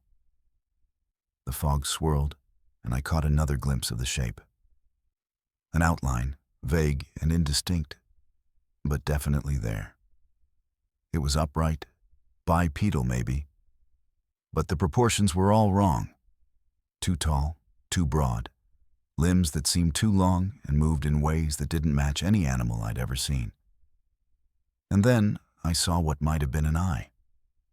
A pale luminescence in the darkness, reflecting my headlights the way an animal's eyes reflect light, but enormous. The size of a dinner plate, maybe larger, positioned at least 30 feet off the ground. I did what any rational person would do. I accelerated. Not much, because visibility was still almost zero and I wasn't suicidal. But I pushed my speed up to 45, then 50, trying to outrun whatever was out there in the fog. The vibration intensified, the footsteps coming faster, and I realized with sick certainty that it was matching my speed. When I sped up, it sped up. When I slowed down slightly to navigate a curve, it slowed down. It was pacing me, staying parallel to my truck like it was curious, like it was studying me. The breathing sound got louder. I'm calling it breathing because I don't know what else to call it. But it was like nothing I'd ever heard. Deep and slow and wet, like air moving through something massive and organic. It seemed to come from everywhere at once, from the fog itself. And each exhalation made the temperature drop another degree. My windows were frosting over now, actual ice forming on the inside of the glass, which shouldn't be possible. The defrost was running full blast, but couldn't keep up with whatever was stealing the heat from inside my cab. I grabbed my CB radio with shaking hands and keyed the mic. Breaker, breaker. Anyone on a 101 near Cannon Beach, do you copy? Static. I tried again, running through different channels. Nothing. No response, no background chatter, no indication that anyone else existed in the world except me and whatever was out there in the fog. My phone showed no service, which wasn't unusual for this stretch of coast. But the timing felt deliberately cruel. The shape moved closer.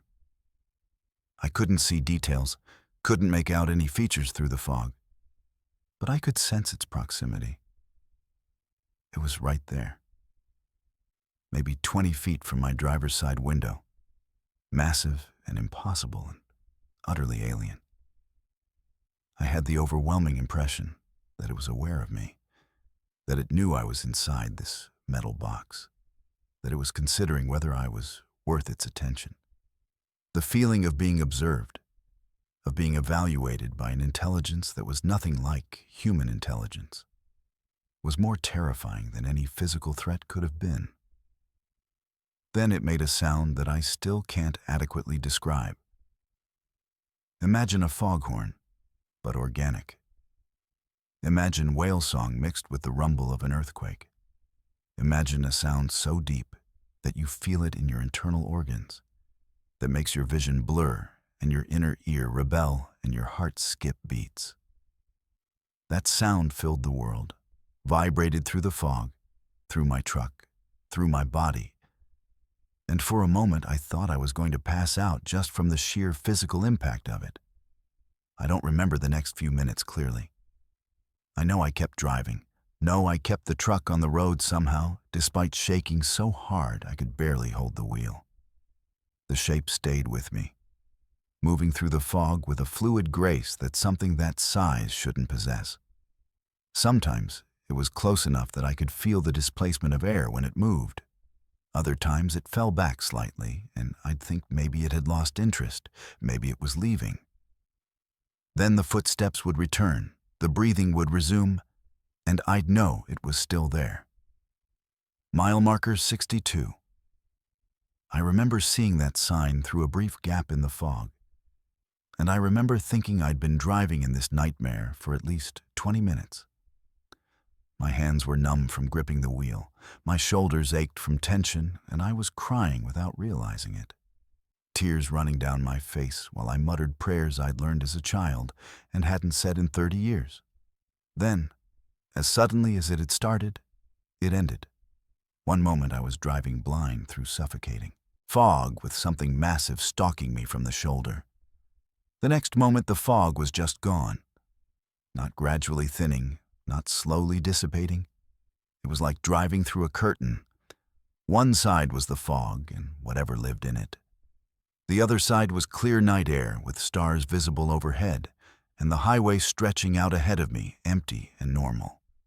I looked in my mirrors and saw the fog behind me, a solid wall of white that ended at a specific point on the highway, like someone had drawn a line. The fog didn't move past that point. It just sat there, thick and impenetrable, and I swear I could see something massive moving inside it. A shadow darker than the surrounding white, pacing back and forth along that invisible boundary, like it couldn't or wouldn't cross. I drove for another 10 miles before I felt safe enough to pull over at a rest stop. I sat there with all my lights on, engine running, doors locked, and tried to make sense of what had happened. My rational mind kept insisting it was just fog, just tricks of light and shadow, and my imagination running wild. But my body knew better. I was soaked with sweat despite the cold, my heart was still racing, and my hands wouldn't stop shaking.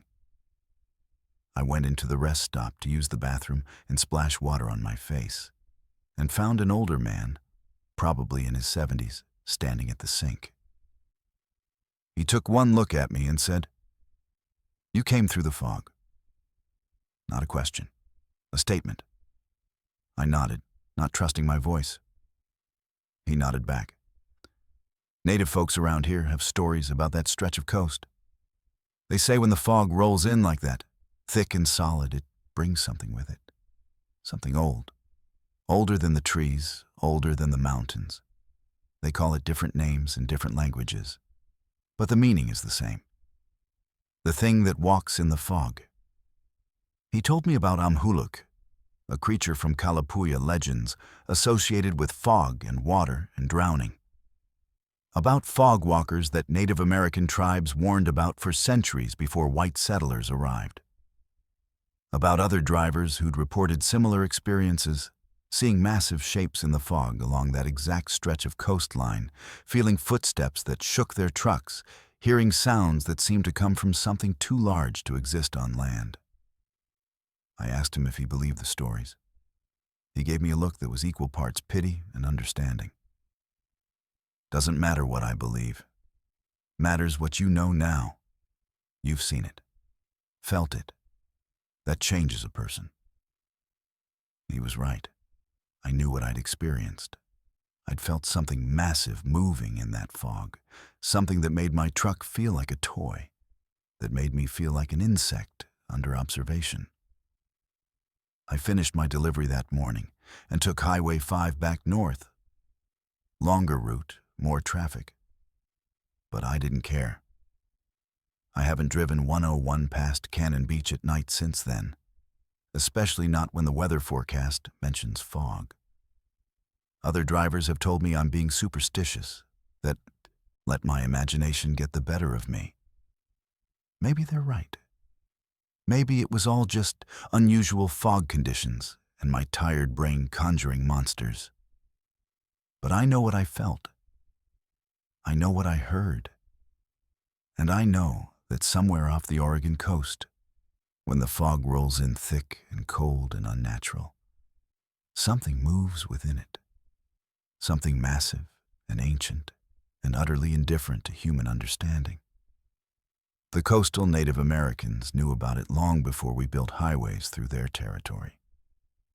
They knew enough to respect it, to avoid it, to understand that some things exist whether we choose to believe in them or not. The fog still rolls in along that coast, thick and white and impenetrable. And sometimes, if you're unlucky enough to be driving through it at the wrong time, you'll feel the vibrations. You'll hear the breathing. You'll see the shadow darker than the fog itself. And you'll know that you're not alone out there. That you're sharing that stretch of highway with something that was here long before roads existed, and will be here long after they've crumbled away. The only question is whether it will decide you're worth its attention. I hope you never have to find out. Loneliness is the default state for long-haul truckers. You get used to it. The hours and hours alone in your cab, with nothing but highway and your own thoughts. That's why when you find a convoy, when you fall in with other trucks heading the same direction and everyone's chatting on the CB, it feels good. It feels like community. Like you're part of something larger than just one person hauling freight across empty miles. That's what I thought when I joined the convoy on I-5 through Siskiyou Pass on that clear October night. 7 trucks running together, voices friendly on the radio, everyone watching out for each other. It felt good right up until the moment I realized none of them should have been there. I was southbound from Portland to Sacramento, hauling electronics through some of the most dangerous highway in the Pacific Northwest. Siskiyou Pass sits at over 4,000 feet elevation on the California-Oregon border, with grades steep enough to burn out brakes and curves sharp enough to flip a truck if you take them too fast. More than half the accidents on that stretch involve commercial trucks. I'd made the run dozens of times, and I always approached the pass with respect and caution. It was just past midnight when I started the climb toward the summit. Traffic was light, which was normal for that time of night in late October.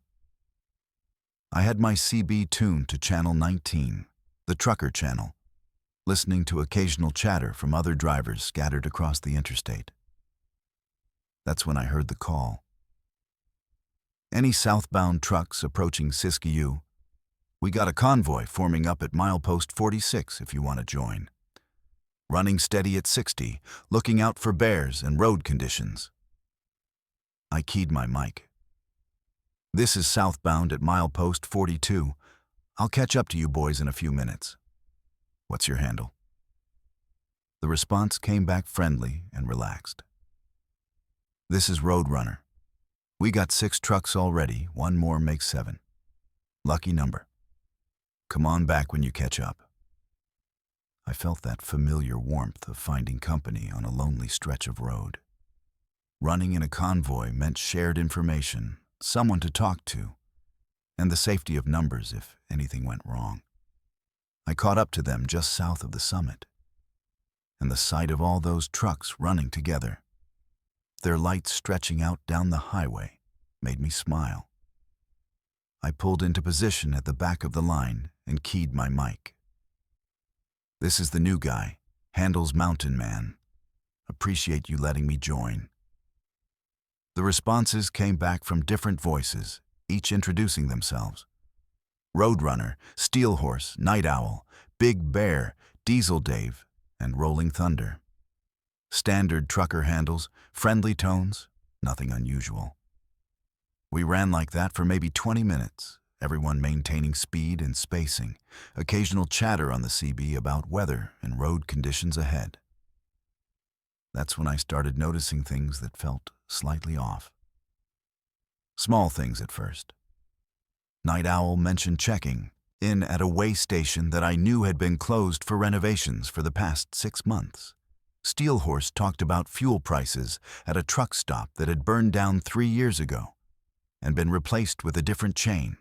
Little inconsistencies that I told myself I was misremembering. Then Big Bear made a reference to the new president and said something about policies I didn't recognize. When I asked what he meant, there was a pause on the radio before someone else changed the subject. The conversation continued, but now I was listening more carefully, and the wrongness became harder to ignore. They were using CB codes I hadn't heard in years, terminology that felt outdated. 10 codes that had been replaced by clearer language years ago for safety reasons. I started paying more attention to the trucks themselves. The one directly in front of me was a Peterbilt, but the model looked wrong somehow. The taillights were configured differently than current models, and the proportions seemed slightly off, like seeing a familiar face that's been subtly altered. In the distance, I could see the other trucks in the convoy, and they all had that same quality.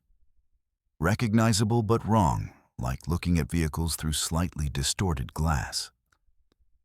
The conversation on the CB got stranger. Roadrunner mentioned making a delivery to a company I knew had gone out of business in 2015. Diesel Dave talked about his wife waiting for him at home, then mentioned a street address in a town I'd driven through last week, where that entire street had been demolished for a new bypass. Rolling Thunder complained about new regulations that I'd never heard of, rules that didn't match any current DOT requirements. I tried to rationalize it. Maybe they were talking about old times, sharing memories. Maybe I was misunderstanding references. But there was something about the way they spoke, the casual, present-tense way they discussed things that didn't exist anymore, that made my skin crawl. And when I really focused on listening, their voices had a quality I couldn't quite identify. Not quite echo, not quite static, but something that made them sound like they were coming from further away than just a few hundred feet. I checked my CB radio settings, making sure I was on the right channel. Channel 19, clear signal, everything normal. But the feeling of wrongness kept growing. I found myself watching the trucks ahead more carefully, and I realized something that made my hands tighten on the wheel. They were maintaining perfect spacing. Not the slight variations you'd expect from different drivers adjusting their speed, but exact, precise distances between each truck. Like they were linked together, like they were one entity instead of 7 individual vehicles. Steel Horse started telling a story about a close call he'd had last week on a stretch of highway that was currently under construction and had been for the past year.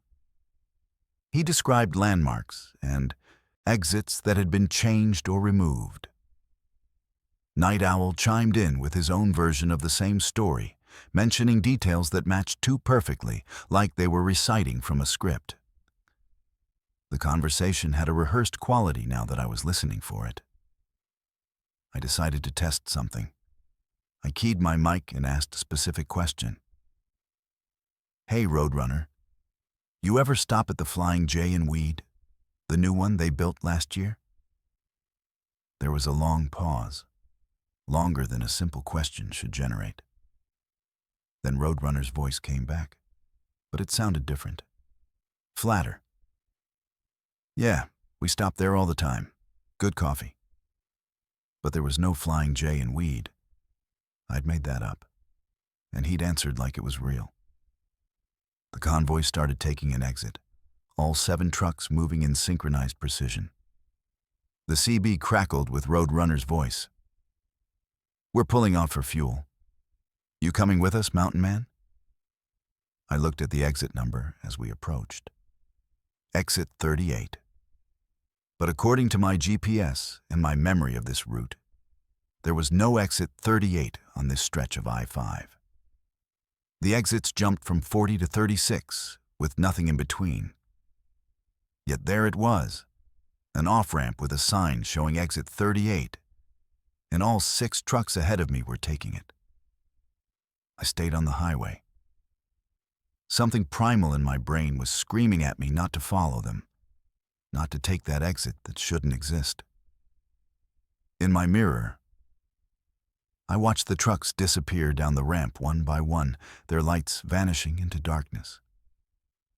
The CB went silent immediately. No final goodbyes. No acknowledgement that I'd chosen not to follow. Just empty static on Channel 19 like those voices had never existed. I drove for another 10 miles in complete silence, my heart pounding before I pulled into a legitimate rest area. I needed to process what had just happened. Needed to convince myself I wasn't losing my mind. There were a few other trucks parked there, and I walked over to one where the driver was doing a pre-trip inspection. Older guy, maybe in his 60s, with the weathered look of someone who'd been driving for decades. I asked him if he'd seen a convoy of 7 trucks pass through. He looked at me strangely and said I was the first southbound truck he'd seen in the past 30 minutes. Said it had been unusually quiet on the highway tonight. I insisted, described the trucks, mentioned the handles they'd used on the CB. His expression changed from confusion to something that looked like recognition mixed with concern. "Son, when did you see these trucks?" I told him. Gave him the timeline, explained about joining the convoy. He was quiet for a long moment, then pulled out his phone and showed me a news article from 2008. A convoy of 7 trucks had crashed on Siskiyou Pass during a winter storm. All 7 drivers killed when they lost control on the descent and went off the embankment. The article listed their names and handles: Roadrunner, Steel Horse, Night Owl, Big Bear, Diesel, Dave, Rolling Thunder, and one more I hadn't mentioned, one I'd somehow forgotten hearing on the CB. Shadow Rider. I pulled up my own phone and started checking. Every inconsistency I'd noticed, every outdated reference, every wrong detail matched the world as it existed in 2008. The regulations they'd mentioned, the companies they'd talked about making deliveries to, the truck models I'd seen, all of them consistent with 2008, not 2025. I'd been running with trucks that existed 17 years ago, driven by men who'd been dead for 17 years. The driver told me other truckers had reported similar experiences over the years.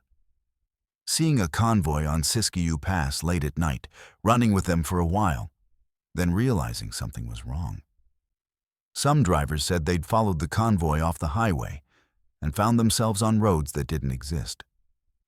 Others, like me, had the sense to stay on the interstate and watch the ghost convoy disappear. I got back in my truck and pulled up my dash cam footage, which records continuously and stores the last 48 hours. I scrolled back to the time when I'd been running with the convoy. The video showed my truck driving alone down I-5. No trucks ahead of me, no convoy, no exit 38. Just my truck, solitary on an empty highway, with my voice on the CB talking to no one, having one-sided conversations with static. But here's what made me question everything. My CB radio's recording function, which I keep running to document traffic conditions and road issues, had captured the conversations. All of them. Every voice, every code, every outdated reference. The audio was there, clear and distinct, proving I hadn't imagined it. The cameras showed I was alone. The audio proved I wasn't. Two pieces of evidence that contradicted each other, leaving me with no idea which one represented reality. I finished my delivery in Sacramento and drove back north 2 days later. When I approached Siskiyou Pass, I watched for exit 38. It wasn't there. Just the normal exits, properly numbered and documented. But on my CB radio, as I crested the summit at 2 a.m, I heard a familiar voice. Any southbound trucks approaching Siskiyou, we got a convoy forming up if you want to join. Roadrunner's voice, friendly and inviting, calling for trucks to join a convoy that died in 2008. I didn't respond. I drove the pass alone, watching my mirrors, half expecting to see 7 sets of headlights appear behind me. They didn't. But I heard them on the CB for the next 30 miles, having conversations about a world that doesn't exist anymore, making plans to stop at truck stops that have been demolished, discussing regulations that have been replaced, living out their last run over and over again. The truck stop I finally pulled into had security cameras covering the lot. I asked the manager if I could review the footage from when I'd driven past with the convoy weeks earlier. He pulled it up and showed me the timestamp. My truck, driving alone, no convoy. But in the audio from my CB, I could still hear their voices, could still hear myself responding to them, could still hear the sound of 7 trucks running together through the night. I don't know what I encountered on Siskiyou Pass. A temporal echo, maybe. Some kind of recording in the fabric of the highway itself that replays under certain conditions. Or maybe those 7 drivers are still out there, still running their routes, unaware that they died 17 years ago, existing in a parallel version of the highway that overlaps with ours just enough for the living to glimpse the dead. What I know is this. The convoy is still out there, still calling for trucks to join them on Channel 19, still running the pass at night, maintaining perfect spacing, having conversations about a world that's been gone for nearly 2 decades. And sometimes, if you're unlucky enough to be on that highway at the right time, you'll hear Roadrunner's voice inviting you to join. Your cameras will show you're alone. Your radio will prove you're not. And you'll have to decide which version of reality you want to believe. I chose to believe the cameras. But late at night, when I'm running through Siskiyou Pass and my CB crackles to life with that familiar invitation, part of me wonders, what would have happened if I'd taken exit 38? Would I have found those 7 drivers still alive in their version of 2008, forever running their final route?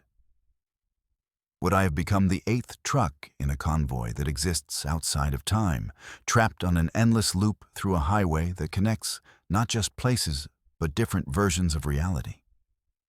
I'll never know, because I'm not brave enough or foolish enough to find out. The living should stay with the living, and the dead should be left to their eternal roots. Even if sometimes the line between the two gets blurred on a lonely stretch of highway at 2 a.m, when 7 trucks that shouldn't exist call out on the CB, looking for one more driver to complete their convoy. There are things you can lose and get back. your keys, your wallet, your temper. But when you lose time, when a piece of your life is just gone, and you have no memory of where it went, that's different.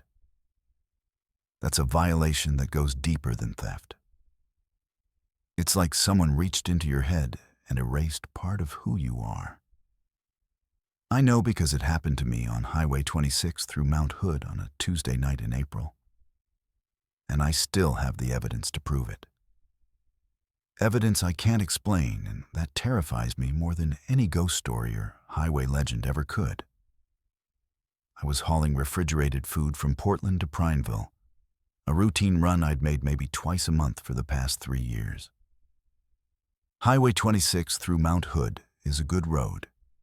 Scenic during the day with views of the mountain, straightforward at night with moderate traffic and decent visibility. I'd left Portland around 9 p.m., planning to arrive in Prineville around 1 in the morning with time to spare before my delivery window opened at 6. Everything was routine. Everything was normal. Until it wasn't. The last clear memory I have is approaching the Edwards Tunnel around milepost 40. I remember seeing the tunnel entrance. Remember my headlights illuminating the concrete walls as I entered. The tunnel isn't long, maybe a quarter mile. One of those mountain tunnels that cuts through a ridge to avoid a steeper grade. I remember entering it. I don't remember leaving it. My next memory is being parked in a clearing about 2 miles past the tunnel. Not on the shoulder of the highway, but actually off the road down a dirt access road I didn't remember turning onto. My truck was idling, headlights pointing at a stand of pine trees. And I was sitting in my seat with my hands on the steering wheel like I'd been driving.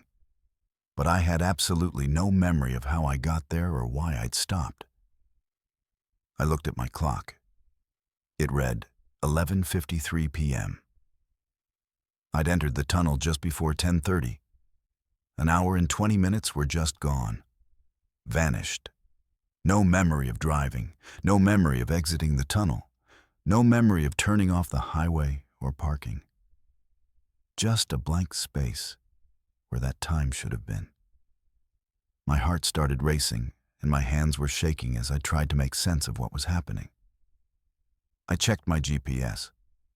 It showed me 2 miles east of the tunnel, which matched where I appeared to be. But the route history was strange. It showed my truck had been stationary for exactly 62 minutes. Not moving, not idling along slowly, completely stopped in this clearing for over an hour. But I had no memory of stopping. No memory of why I would have pulled off the highway onto what looked like a Forest Service access road. My phone was sitting in the cup holder where I always kept it while driving. When I picked it up, I felt my stomach drop. There were 47 photos in my camera roll that I didn't remember taking. I scrolled through them with mounting horror. They were all taken. From inside my cab, all within the past hour according to the timestamps. Pictures of the clearing outside my truck. Pictures of my dashboard. Pictures of the steering wheel. And pictures of the sky. The sky photos showed something I couldn't identify. Lights, but not like aircraft lights or stars. These were different, bright and moving in formations that didn't follow any pattern I recognized. Some photos showed them hovering. Others showed them in motion, creating streaks of light across the frame.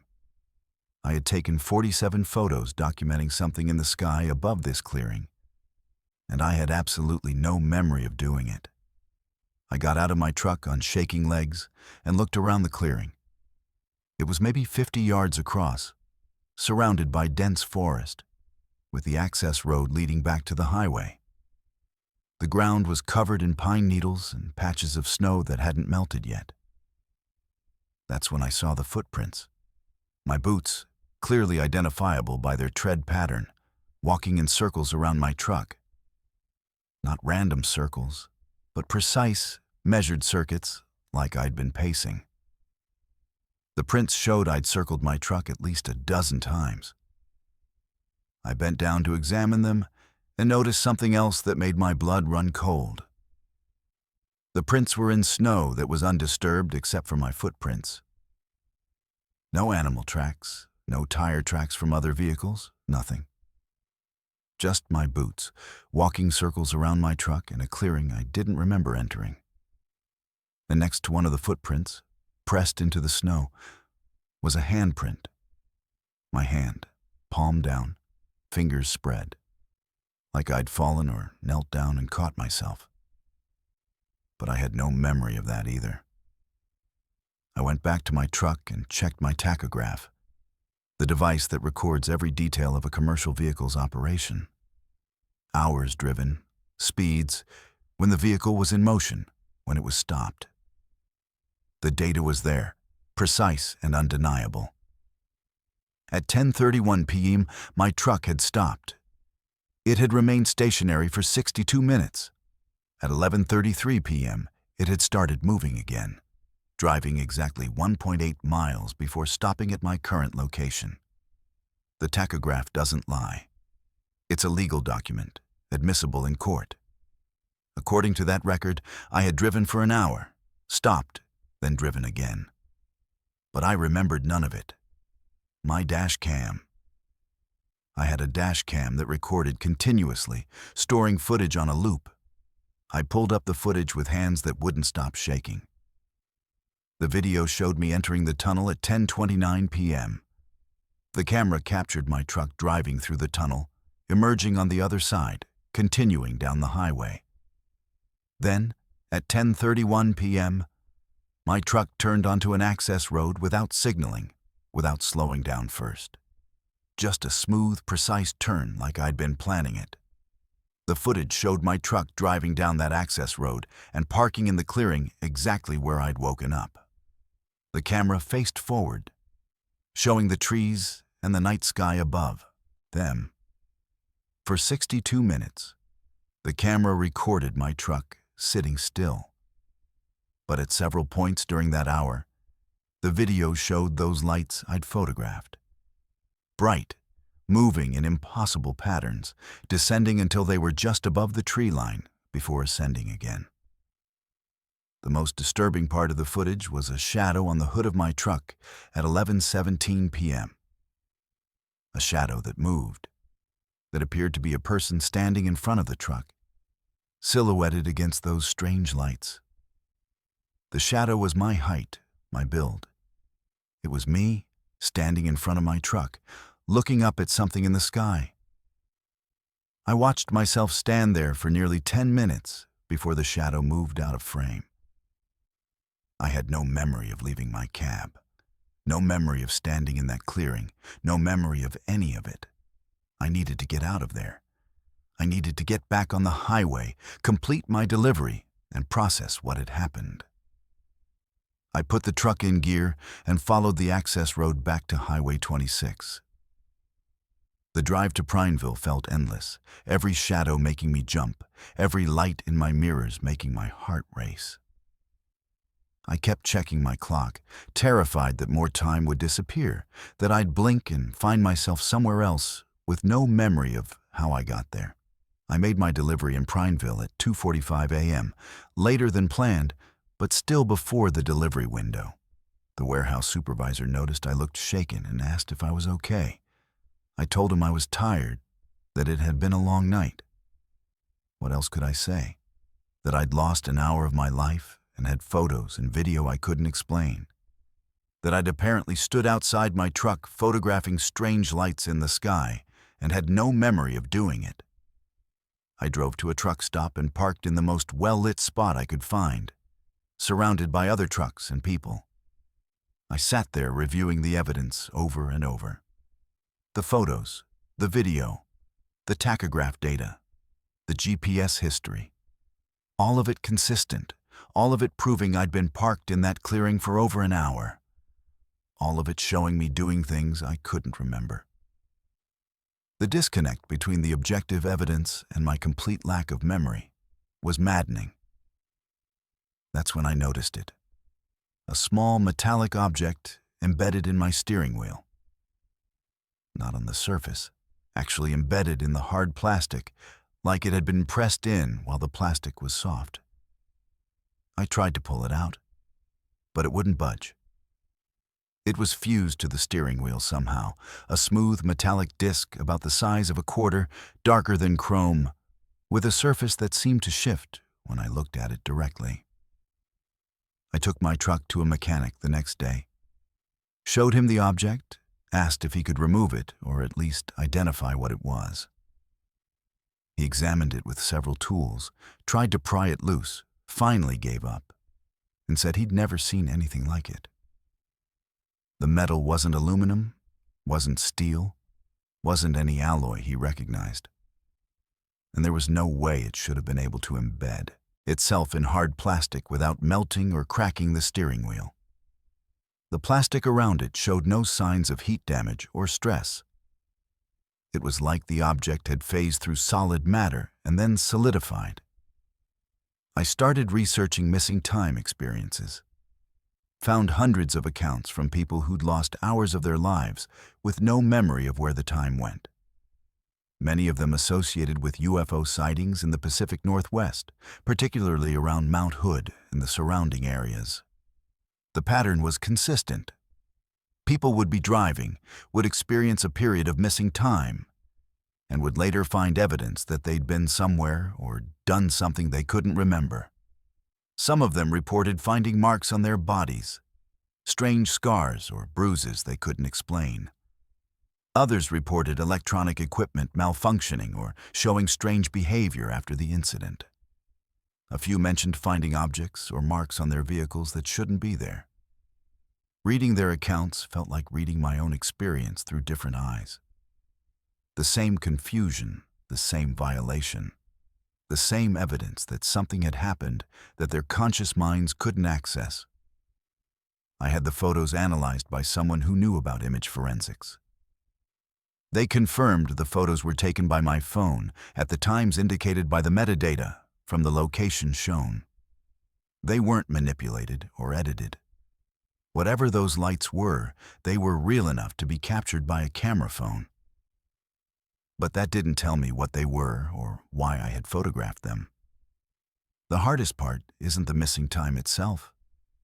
It's knowing that something happened to me. Something significant enough that I took 47 photos and stood outside my truck for 10 minutes in a remote clearing at night. It's knowing that my body was moving, my phone was working, my eyes were seeing something important enough to document. But my conscious mind has no access to any of it. It's been locked away or erased or hidden behind some barrier I can't cross. I still drive Highway 26. I have to. It's part of my regular routes, and avoiding it would raise questions I don't want to answer. But every time I approach that tunnel around milepost 40, my hands tighten on the steering wheel, and I feel that metallic disc embedded in the plastic. A reminder that something happened to me that night. Something I can't remember and can't explain. Something that left physical evidence I carry with me every time I drive. I've tried to access the memories, meditation, hypnosis, even just sitting quietly and trying to remember. Nothing works. That hour is just gone, a black hole in my timeline that I can't fill no matter how hard I try. Other drivers I've talked to who've experienced similar incidents say the same thing. The memories don't come back. You learn to live with the gap, with the knowledge that something happened that you weren't meant to remember or that your mind couldn't process. The object is still in my steering wheel. I've stopped trying to remove it. It's become part of the truck, part of me. Sometimes when I'm driving at night, I'll glance down at it and see those strange lights reflecting in its surface, even when there are no lights around. The mechanic said it wasn't possible, that it was just my imagination or a trick of ambient light. But I know what I see. That disc is connected to whatever happened that night, and it's still active somehow, still receiving or transmitting or doing something I can't detect or understand. I check my phone compulsively now, looking for photos I didn't take, videos I didn't record, evidence that I'm losing time again. So far, nothing since that night. But the fear is always there. The fear that I'll blink and find myself somewhere else. That hours will vanish again, that I'll discover evidence of things I did and saw but can't remember. That's worse than any monster or ghost. It's the violation of your own mind, the knowledge that you're not fully in control of your own consciousness. The missing time phenomenon is real. I have the evidence. 47 photos, 62 minutes of dashcam footage, tachograph data, GPS history, and a metallic object in my steering wheel that shouldn't exist. All of it proves something happened to me on Highway 26 that night. Something that took an hour of my life and replaced my memories with a blank void. Whatever it was, wherever those memories went, I'll never get them back. I'll just have the evidence that they existed, and the permanent reminder embedded in my steering wheel that some experiences aren't meant to be remembered. Or maybe they're too significant for our minds to hold without breaking. Either way, that hour is gone, and I'm left with the evidence of my own actions that I can't recall. That's a special kind of horror that never really goes away. Wrong turns happen. You miss an exit, take a detour that doesn't go where you think, end up on a back road that adds time to your delivery. It's annoying, but not usually dangerous. You figure out where you went wrong, get back on track, maybe lose an hour. That's what I thought when my GPS glitched on Highway 20 in eastern Washington and routed me down what looked like a county road. Just a wrong turn. Just a delay. Except the place I found at the end of that road wasn't on any map. And when I tried to leave, I discovered the people living there didn't want anyone knowing they existed. I was hauling construction equipment from Spokane to a job site near Omak, running Highway 20 through some of the most remote country in Washington. Eastern Washington isn't like the western part of the state. No cities, no suburbs, just miles and miles of high desert, sagebrush, and mountains. Population density drops to almost nothing once you get away from the Columbia River. There are stretches where you can drive 30 miles without seeing another vehicle or any sign of human habitation. My GPS had been acting strange all afternoon. The screen would flicker, lose satellite signal, then reconnect, showing me in slightly different positions. I'd chalked it up to the terrain, the mountains blocking signals, normal technical issues. When it told me to take a right turn onto what appeared to be a gravel county road, I hesitated.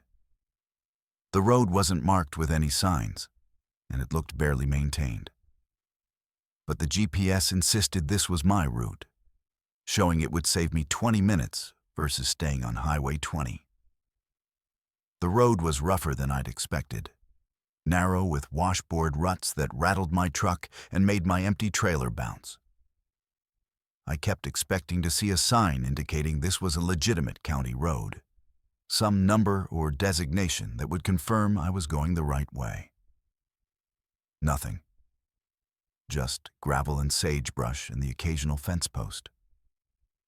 After about 15 minutes, I tried to turn around.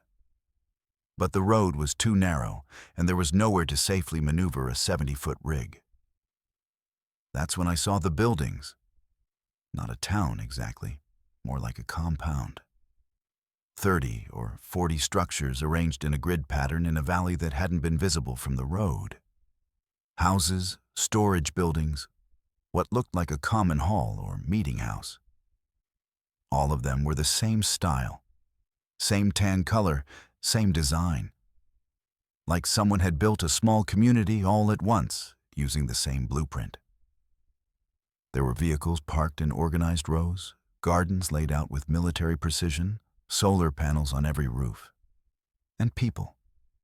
At least 50 of them that I could see, all wearing similar clothing. Not uniforms exactly, but similar enough to be noticeable. tan and brown earth tones, loose-fitting, practical.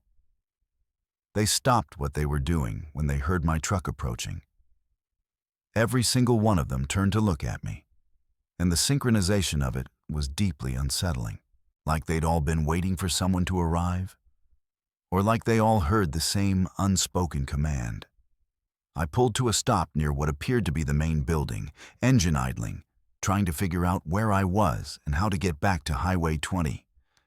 My GPS had gone completely dark, screen black like the power had been cut.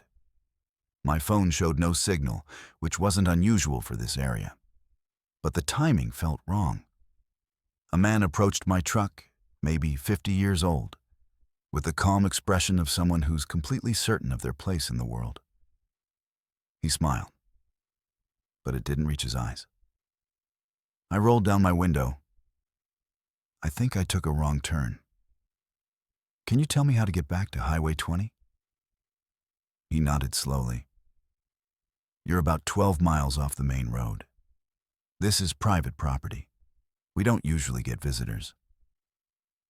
The way he said visitors made it clear they didn't want them either. I apologized, explained my GPS had malfunctioned, asked if I could turn around somewhere. He looked back at the compound, then at me. You'll need to back out the way you came. Road's too narrow to turn around up here. But before you go, why don't you come inside? Get some water, rest a few minutes. Long drive back to the highway. Everything in my gut told me to decline, to back my truck down that road immediately and get away from this place. But backing a loaded truck down 12 miles of narrow gravel road would take hours, and I was genuinely thirsty. I agreed, climbed down from my cab, and followed him toward the main building. That's when I noticed the cameras. Small, discreet, but everywhere. On buildings, on posts, covering every angle of the compound. I also noticed the absence of children. There were people of various ages, but no kids playing, no teenagers hanging around. Everyone was adult, everyone was working on something, and everyone was watching me without appearing to watch me. The main building was sparse inside. Long tables, folding chairs, a kitchen area that looked institutional. No decorations, no personal touches, nothing that indicated individual personality or preference. The man, who introduced himself only as Brother Michael, brought me a glass of water. It tasted fine, but I found myself wondering if I should have accepted it. Several other people had followed us inside, standing around the perimeter of the room, not saying anything, just present. I asked what this place was, trying to sound casual. Brother Michael smiled again with those eyes that didn't smile. We're a community. People who've chosen to live differently, away from the corruption and chaos of mainstream society. We grow our own food, generate our own power, take care of each other. It's peaceful here. The way he emphasized peaceful felt like a warning, like peace was something they'd fight to protect. I asked how long they'd been here. He said 15 years, that they'd purchased the land legally and built everything themselves. Completely self-sufficient, completely private. No connection to the outside world except when they chose to have one. I mentioned I hadn't seen this settlement on any maps. His expression hardened slightly. That's intentional. We value our privacy. The world doesn't need to know we're here. Something about the situation was making my skin crawl. The synchronized behavior, the surveillance cameras, the isolation, the emphasis on privacy and separation from mainstream society. I'd heard stories about compounds like this, groups that started as alternative communities and evolved into something darker. I finished my water and said I needed to get back on the road, that I had a delivery deadline to meet. Brother Michael walked me back to my truck, and that's when I saw it. Another truck parked behind one of the buildings, partially hidden by a tarp. A commercial truck, older model, with rust and faded paint. But what caught my attention was the company name still visible on the door. A trucking company I knew had gone out of business 3 years ago. The truck looked like it had been there for a while, becoming part of the compound's vehicle collection. I asked about it, trying to sound casual. Brother Michael followed my gaze, and his expression went completely neutral. Previous visitor. He decided to stay, join our community. We're always open to people who want a different life. The way he said it made it clear that staying hadn't been entirely voluntary. I felt my heart rate spike and forced myself to stay calm. I climbed into my cab, started the engine, and that's when I noticed people had positioned themselves along the road I'd come in on. Not blocking it exactly, but standing in groups, watching, waiting. Brother Michael put his hand on my door, still smiling that empty smile. You know, it's a long drive back to the highway. Dangerous, too, backing down that narrow road. Lots of drop-offs. Easy to make a mistake. Maybe you should consider staying the night. Leave in the morning when you're fresh. Every instinct screamed that leaving in the morning meant never leaving at all. I thanked him, but insisted I needed to go, that my dispatcher would send people looking if I didn't check in. His hand stayed on the door. Cell phones don't work out here. Radio either. Something about the geology, the mountains. Communications just don't make it in or out of this valley. It wasn't a warning. It was a fact, delivered with complete confidence. I put my truck in gear and started moving forward slowly, not backward like he'd suggested. There was a gap between buildings that looked wide enough, a route through the compound that might connect to another road out. Brother Michael stepped back, his expression changing from friendly to cold. "That's not the way out," he said. People started moving, converging from different parts of the compound, walking with purpose toward my truck. I didn't wait to see what they'd do. I accelerated, aiming for that gap between buildings, praying there was actually a road on the other side and not just open desert or a cliff. My mirrors showed people running now, not chasing exactly, but moving to cut off other routes. The gap was barely wide enough, my mirrors nearly clipping the buildings on both sides. I scraped through and saw with relief that there was a road, rougher than the one I'd come in on, but passable. Behind me, I saw vehicles starting up. 2 trucks, a van, moving fast. They were coming after me, and there was no way my loaded truck could outrun them on this terrain. The road climbed steeply out of the valley, switchbacks that forced me to slow down. In my mirrors, I could see them gaining. 3 vehicles in coordinated pursuit, like they'd practiced this before. The road crested a ridge, and I saw Highway 20 in the distance, maybe 2 miles away, across relatively flat ground.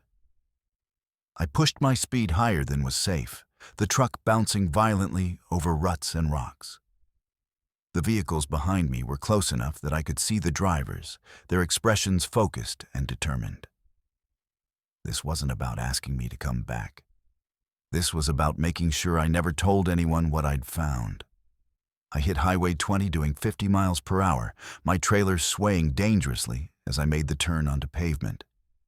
The pursuing vehicles stopped at the edge of the highway, didn't follow onto the public road. In my mirrors, I watched them sit there, engines idling, just watching me drive away. Like they had an invisible boundary they wouldn't cross, a line between their world and the outside world that they'd established and wouldn't violate. I drove straight to the nearest town with a sheriff's office, 30 miles away. Told them everything, showed them where my GPS had sent me, described the compound and the people and the pursuit. The deputy listened, took notes, said he'd look into it.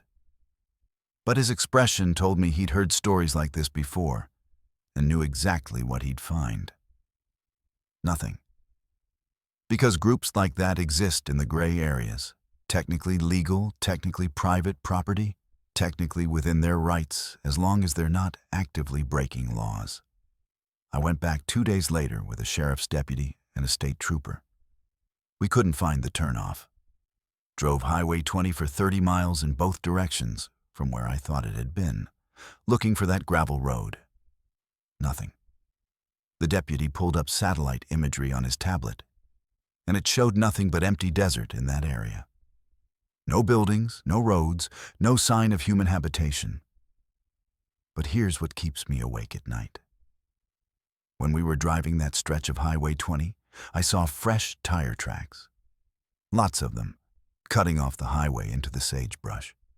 Going somewhere. Coming back. Proof that vehicles were traveling to and from something that officially didn't exist. The deputy saw them too. He didn't say anything, just looked at them, then looked at me, then suggested we head back. I asked him directly if he knew about that compound. He was quiet for a long time before answering. Finally, he said there were places in eastern Washington that local law enforcement knew about, but couldn't do anything about. Private property, remote locations, people who'd gone off-grid legally and established communities that operated by their own rules. As long as no one filed complaints, as long as there was no evidence of crimes, there was nothing law enforcement could do. What about the truck I saw? The one from the company that went out of business? He looked uncomfortable. People choose to join these communities. Sometimes they leave their old lives behind completely. Unless someone files a missing persons report, unless there's evidence of foul play, we can't force people to leave places they've chosen to live. But the way he said chosen made it clear he had doubts about how voluntary those choices really were. I researched that trucking company when I got home. Found a news article from 3 years ago about a driver who disappeared while making a delivery in eastern Washington. His truck was never found. His family filed missing persons reports, but the investigation went nowhere. No leads, no evidence, no resolution. Just another person who vanished in the vast, empty spaces of eastern Washington, where hundreds of miles separate small towns, and asking questions can be dangerous. My dashcam footage from that day is stored on 3 different drives now. The compound, the pursuit, all of it recorded. I've shown it to other drivers, to journalists, to anyone who'll look. Most dismiss it as some kind of legitimate community, nothing sinister. A few recognize what I saw and tell me quietly to let it go. That there are places in the Northwest where people who want to disappear go. And poking at them is a good way to disappear yourself. I don't run routes through eastern Washington anymore. Turn down every load that would take me near Highway 20 in that area. My company thinks I'm being superstitious. But they don't argue because I've got seniority and enough goodwill built up to be picky about my routes. Other drivers can take those runs. Drivers who don't know there are settlements out there that don't appear on maps, communities that chase away anyone who stumbles across them, places where trucks and their drivers vanish and no one seems to care. The GPS error that sent me down that road? Never happened before, never happened since. Makes me wonder if it was really an error at all.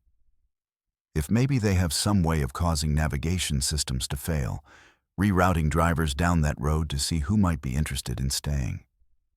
Most drivers probably refuse the invitation and leave without incident. But some, like whoever drove that truck I saw, might accept. Or might not have a choice. I still see tire tracks every time I drive past that area on Highway 20. Fresh tracks cutting off into the desert, leading nowhere that exists on any official map. Going somewhere that doesn't want to be found. Housing people who don't want to be part of the regular world, or who made the mistake of finding them and never got the chance to leave. The deputy was right. There are places law enforcement knows about but can't touch. Places that exist in the gaps between civilization, where different rules apply and questions aren't welcome. My GPS works perfectly now, but I don't trust it anymore. Don't trust any navigation system that might decide to send me down an unmarked road toward a settlement that shouldn't exist. Because out there in the remote areas of eastern Washington, in the desert valleys hidden between ridges where cell phones don't work and help is hours away, there are communities that have decided the outside world has nothing to offer them. And if you find them accidentally, if you see too much, they'll make very sure you either join them or never tell anyone what you saw. I got lucky. I got away. But that truck with the rusted company name is still there, hidden under a tarp, waiting for its driver who's never coming back to claim it. Reality is supposed to follow rules, cause and effect, linear time. You can't be in two places at once, and you definitely can't pass the same person 7 times on a highway when they should be miles behind you. But rules only matter when reality is playing fair. And sometimes on these long, empty stretches of highway late at night, the rules stop applying. That's what I learned on I-5 near Roseburg, Oregon, when I kept passing the same hitchhiker at exit after exit, despite the mathematical impossibility of it. And when she finally waved directly at me and mouthed my name, I realized I wasn't just witnessing something strange. I was caught in it. I was running southbound from Portland to Sacramento with a load of paper products, cruising through southern Oregon around 2 in the morning. I-5 through this section is straightforward. Mostly flat with gentle curves, exits every 10 or 15 miles, serving small towns that are asleep at this hour. Traffic was minimal, just me and the occasional northbound truck passing in the other direction. Everything was normal until exit 124 near Roseburg. That's where I saw her the first time. A woman standing at the base of the exit ramp, thumb out in the classic hitchhiker pose. She was wearing a long coat, dark hair hanging loose, face partially obscured by shadow. Nothing unusual about her except the time and location. Not many people hitchhike at 2 a.m. on a highway exit. I didn't stop, never do for hitchhikers. Too many stories, too many risks. I passed her doing 65 and watched her shrink in my mirror until the darkness swallowed her up. Exit 129 came up 5 miles later. I was watching for it because I knew there was a truck stop there if I needed fuel. As I passed the exit, I saw her again. Same woman, same coat, same pose. Standing at the base of the ramp with her thumb out. I felt a prickle of unease, but told myself it couldn't be the same person. Maybe it was someone who looked similar. Maybe fatigue was making me see patterns that weren't there. I checked my speedometer. Steady 65. I checked my mirrors. No vehicles behind me that could have given her a ride. Exit 135, 6 miles further. She was there again. Same exact appearance, same position at the base of the ramp, same gesture. But this time I was paying attention to details. The way her coat hung, the angle of her arm, the tilt of her head. Identical. Not just similar. Exactly the same. Like she was frozen in that one moment and being copy-pasted to each exit. My hands tightened on the wheel and I felt my heart rate spike. I grabbed my phone at the next rest area and pulled up a map. The exits were spaced 6 to 8 miles apart. Even if someone had picked her up at exit 124 and dropped her at exit 129, she couldn't have beaten me to exit 135. The math didn't work. I'd been maintaining highway speed the entire time with no stops. Unless she was being transported by helicopter or teleporting, there was no physical way for her to appear at 3 consecutive exits. I considered pulling over, waiting to see if she'd appear again. But something primal in my brain told me that was a terrible idea. Whatever was happening, engaging with it directly felt dangerous. So I got back on the highway and continued south, watching for exit 138. Part of me hoped she wouldn't be there. Part of me knew she would be. Exit 138. There she was. Same position, same gesture. But this time as I passed, I got a clearer look at her face. She was young, maybe late 20s, with an expression that wasn't quite right. Not distressed like you'd expect from someone stranded. Not hopeful like someone trying to catch a ride. Just blank, like she was going through the motions without any emotional connection to what she was doing. That's when I noticed something else that made my stomach drop. My license plate in the driver's side mirror. The numbers were wrong. I knew my plate number by heart after checking it thousands of times during pre-trip inspections. But the reflection showed different numbers. I blinked, looked again. The numbers shifted, changed, became something else entirely while I was looking at them. Exit 142. She was there, and now I could see that her thumb wasn't actually extended like a hitchhiker's should be. It was pointing directly at my truck as I passed. Her head turned, tracking my movement, her face visible for just a moment. Still blank, still wrong. But now there was something in her eyes. Recognition, maybe, or accusation. I checked my mirrors compulsively now, watching my license plate shift and change. Sometimes it showed my actual number. Sometimes it showed sequences I didn't recognize. Once it showed letters instead of numbers. Another time it appeared backwards, mirrored correctly in the reflection, which made no logical sense. Reality was breaking down around me, losing cohesion, and that woman at every exit was somehow the focal point of it. Exit 146. This time I slowed down as I approached, some morbid curiosity overriding my fear. She was there in her usual spot, but as I got closer, her arm moved. Not the normal movement of repositioning. It jerked, stuttered, like frames of video being skipped. Her head snapped toward me with mechanical precision, and I saw her mouth move. She was saying something, or trying to. Her lips formed shapes, but I couldn't hear the words through my closed windows and the sound of my diesel engine. I accelerated hard, suddenly desperate to put distance between myself and whatever she was. My speedometer climbed to 75, faster than I should be going with a loaded trailer, but I needed to break whatever pattern was forming. The dashboard lights flickered. My radio, which had been silent, burst into static. And underneath the static, I heard something that might have been a voice, might have been my name. Exit 151. Despite my speed, despite my attempts to break free, she was there. But this time something was different. There were 7 of her. Identical figures standing in a row, all with that same pointing gesture, all with heads turned to track my truck. 7 iterations of the same impossible woman, arranged like markers or warnings, or perhaps like a countdown.